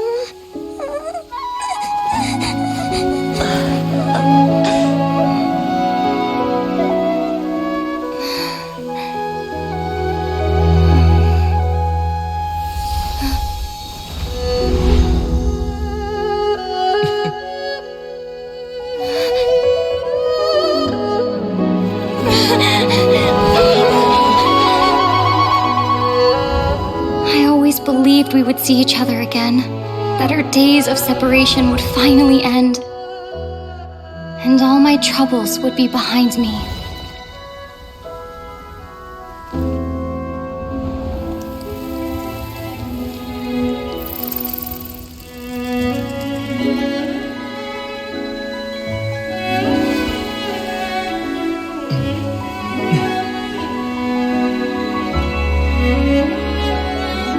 If only things could stay this way forever.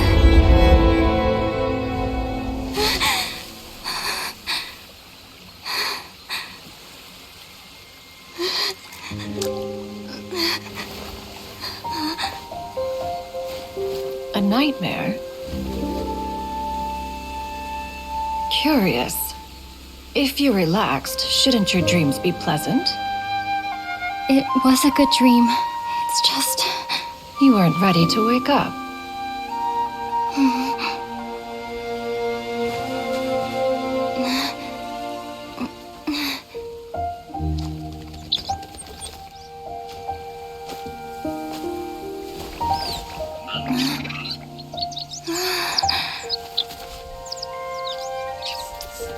Eloquent as one may be, words of comfort are not one's strong suit.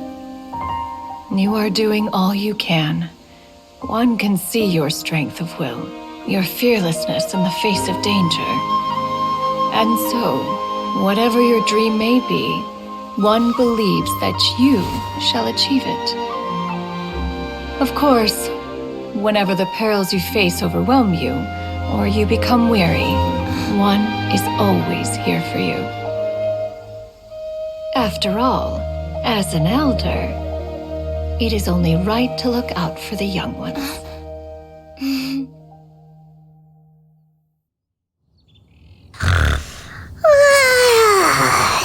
Grilled chicken drumsticks. Huh?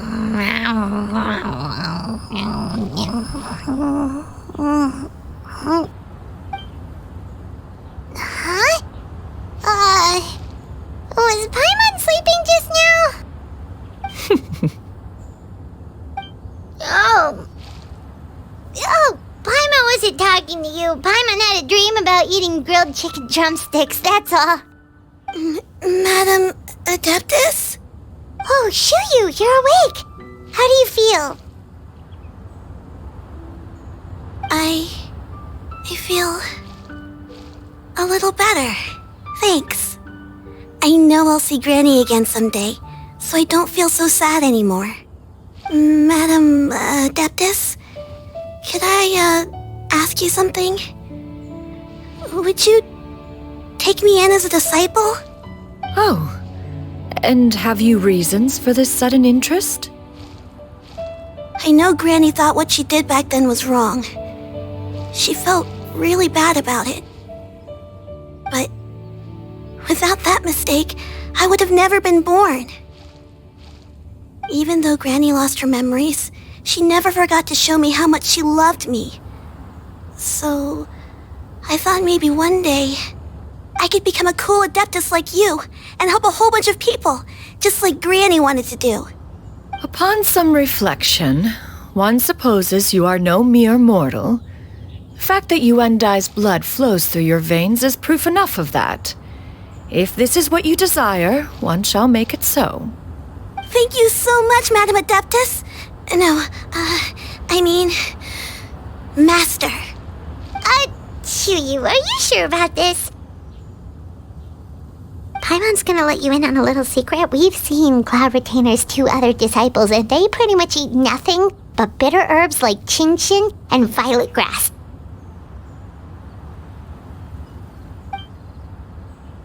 If you join them, you'll never enjoy Wanmin Restaurant's delicious cooking ever again. How utterly preposterous. One has never enforced such a rule. Every individual must find their own path to enlightenment. So long as one retains a pureness of spirit, one's dietary proclivities are quite irrelevant. Well, you say that, but Paimon's not seeing any tasty treats up here now, is she? Although Mount Outsong is rich in natural beauty, Its location does preclude access to certain finer mortal comforts. That is precisely why one plans to relocate to Liyue Harbor. Shu Yu shall have the honor of becoming one's first disciple in the human world. Whoa! You're leaving Mount Outsong? One has never concerned oneself with the location of one's residence. From the very beginning, one has sought only solace and peace.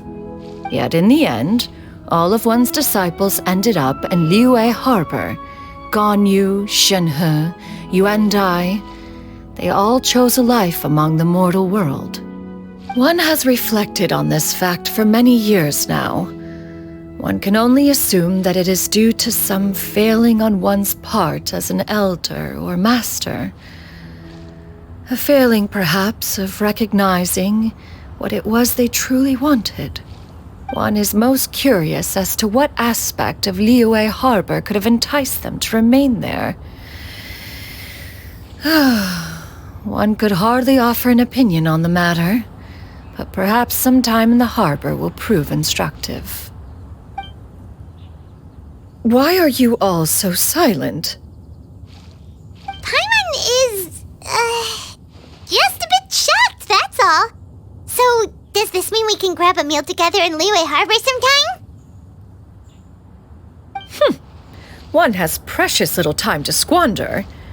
However, if one finds oneself otherwise unoccupied, one would not be opposed to the idea. One will be assuming the identity of a human while residing in Liyue Harbor. You should take care to avoid disclosing one's true identity. Don't worry, we'll help you keep it a secret. So, when can we expect to start seeing you in the city? Perhaps in 2 days' time. One has some matters to see to before one's departure. Preparation is the key to success, after all. One plans to put up various items from one's collection for sale. The earnings should provide for a comfortable living in Liyue Harbor. One has already picked out a handsome property near Chuhu Rock. 'Tis no small purchase, but what is mortal life if not one expense after another? Seems like you've really thought of everything. Then how about we meet up in Liyue Harbor in 2 days? A sensible plan. See you then. Oh, also, why don't you take this suspense insomnia mechanism as a souvenir? Anytime you should feel ill at ease in the future, you may try quieting your mind and sitting in meditation as you listen to its melodies. It might help you find a new perspective. Awesome! Thanks, Cloud Retainer! Hey, didn't we promise Shincho that we'd tell him what we found out? Should we make a trip to the Feiyun Commerce Guild? It's totally up to you. By the way, Shuyu, we have a friend who helped us learn a lot of information about your granny. Is it okay if we tell him the full story? Sure, I don't think Granny would mind. As long as you don't tell a whole bunch of people. I don't think she'd want too many people to know. They might go to Mount Outsong and start bugging her about it. Granny needs to focus on her training, you know? But telling a friend or two is probably fine. No worries, our friend can keep a secret.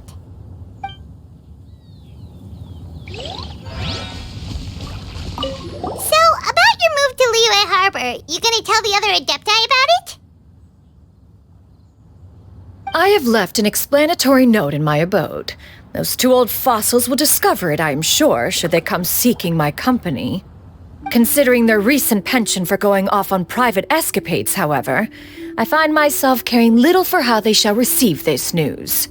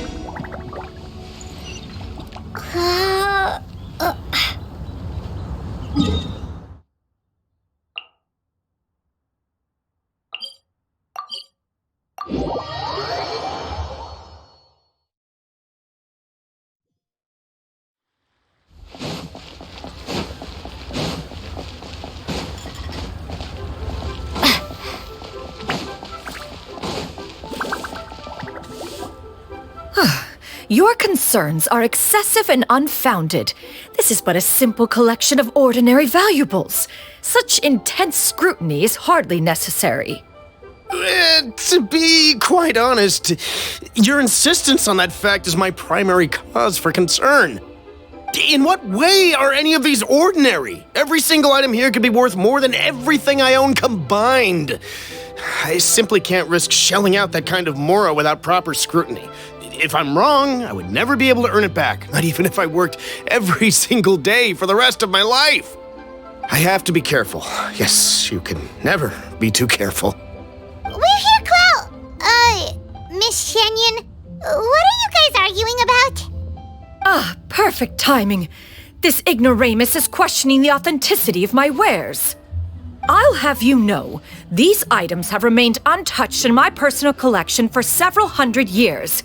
To question their legitimacy is pure folly. Several hundred years?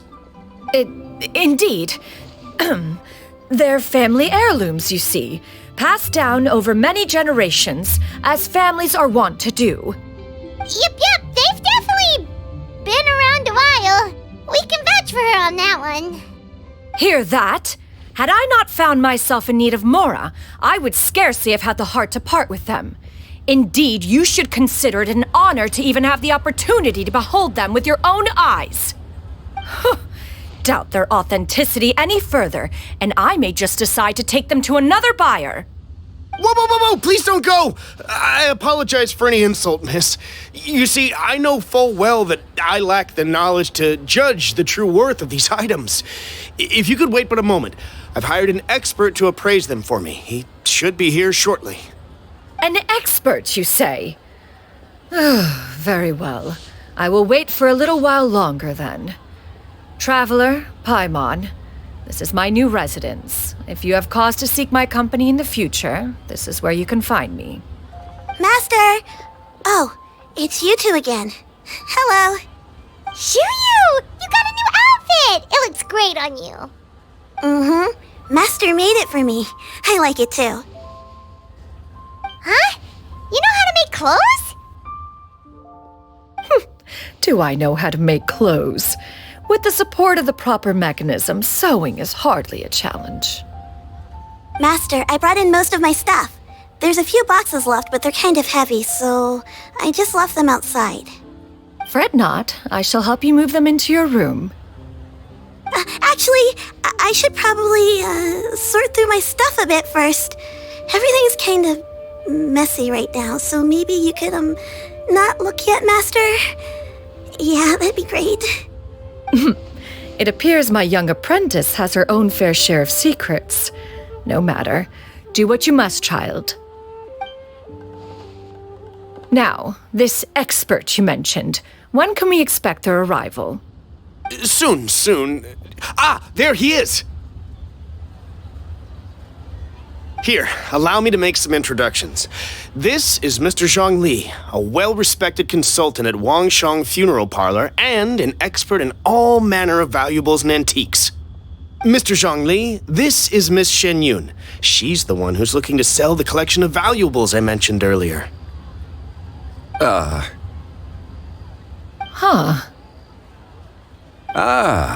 If it isn't Miss Shenyun.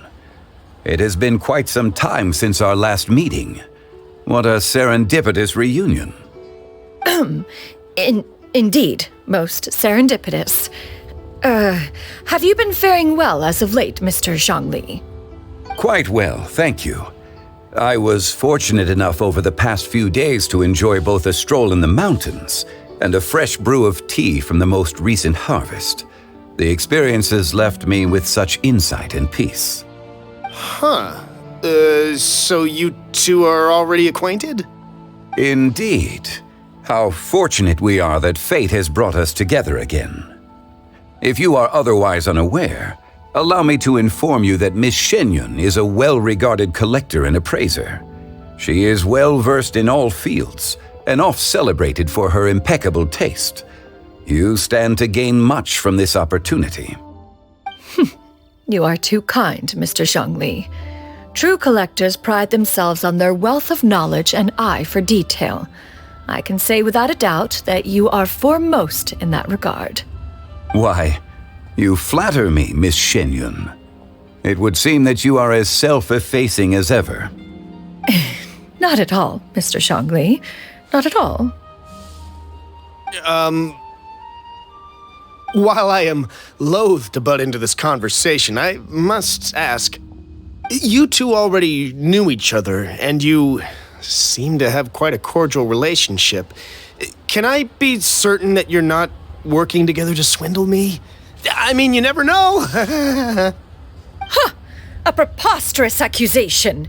The heavens themselves would collapse before we would conspire to do such a thing. Miss Shenyun speaks the truth. Contracts are built on honesty and trust.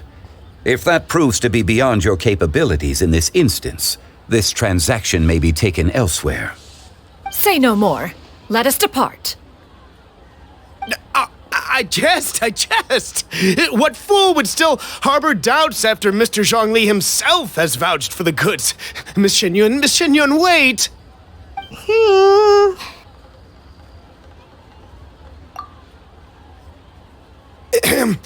I deeply apologize for doubting you. So, Mr. Zhongli, could you please give me a final verdict on the value of these items? There is no cause for concern. They are indeed rare and precious valuables. Take this mechanism, for instance. Though one may not immediately perceive its purpose, its structure and appearance are exquisite enough to merit it a place in any fine home. The same can be said for this one here. Few could hope to possess an item that so perfectly blends mechanical wonder with geometric grace. I am sure you have heard from your travels that the study of mechanisms is among the most wondrous arts in this world. With that in mind, I earnestly recommend procuring every last item in this collection. All right. Since I hired you as my consultant, Mr. Zhongli, I shall, of course, trust your good opinion. Then, in that case, Miss Shenyun, I'll take the lot. However, since the final sum is quite large, how about we start with an initial deposit through the Northland Bank? The Northland Bank? Huh. Oh, you refer to the fiduciary house. Oh, very well. I fear people only use the term bank nowadays. In that case, I'll be off for now. I'll return to collect the goods once you've received the funds.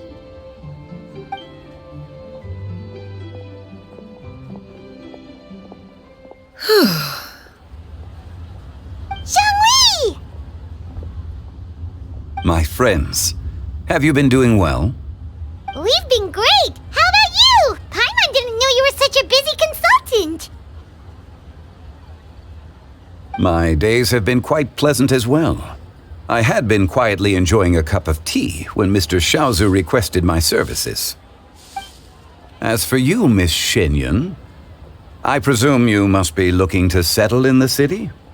I must say, the name Shenyun sounds exceedingly strange coming from you. Perhaps you could dispense of that particular epithet in further conversation. Whatever for. Am I not addressing you as a friend should? Well, that is true, but... Alas, refer to me however you will. After all, a name exists such that others may address you with it. One is hardly ignorant of that fact. It would seem that you have gained many valuable insights over the years, Cloud Retainer. One has indeed. One's previous days were all brief. Now that one has made up one's mind to move and settle, one has gained a much better appreciation of the hubbub and commotion of the city, as well as the people's hard work and ardor. This city is much changed from how it was more than 1,000 years ago. Not unlike the ocean tides, so too shall the movement of people ebb and flow. From turmoil to peace, enlightenment to aspiration. Human society possesses limitless potential. In another 1,000 years, the scene we witness here may change in ways that are impossible for either of us to imagine. Alright, that's enough reflection for one day. No need to get all sentimental on us. You make a valid point, Paimon. Now that the sale has concluded, what say one plays the host as we try some specialty dishes together? One must profess great interest in trying bamboo shoot soup. Perhaps you have forgotten, Cloud Retainer, but I once tried my hand at that dish. You were at the table on that occasion, so logic dictates that you should have already tried it. Oh? What occasion was this? It was a reunion between friends several centuries ago. Alas, you must have been too preoccupied to secure yourself a portion. Or perhaps our other companions simply availed themselves of faster reflexes on that occasion. Hardly. 'Twas most certainly out of consideration for the others in attendance. In but a moment, one will show you what it means to have a true deftness of hand. It is settled then. Bamboo shoot soup, mora meat, crab roe tofu, triple-layered consommé. We shall enjoy the lot. One has already passed word to Shenhe and Ganyu to make a reservation. It is prime time for them to meet one's newest disciple. Is that agreeable to everyone? It should be a most splendid occasion. Shu Yu, come now, it is time to dine. Ah, this gentleman over here is Mr. Zhang Li. He is, A humble employee of Wangsheng Funeral Parlor. Pleased to make your acquaintance. Nice to meet you too, Mr. Zhengli. That should be everyone, right? Let's go!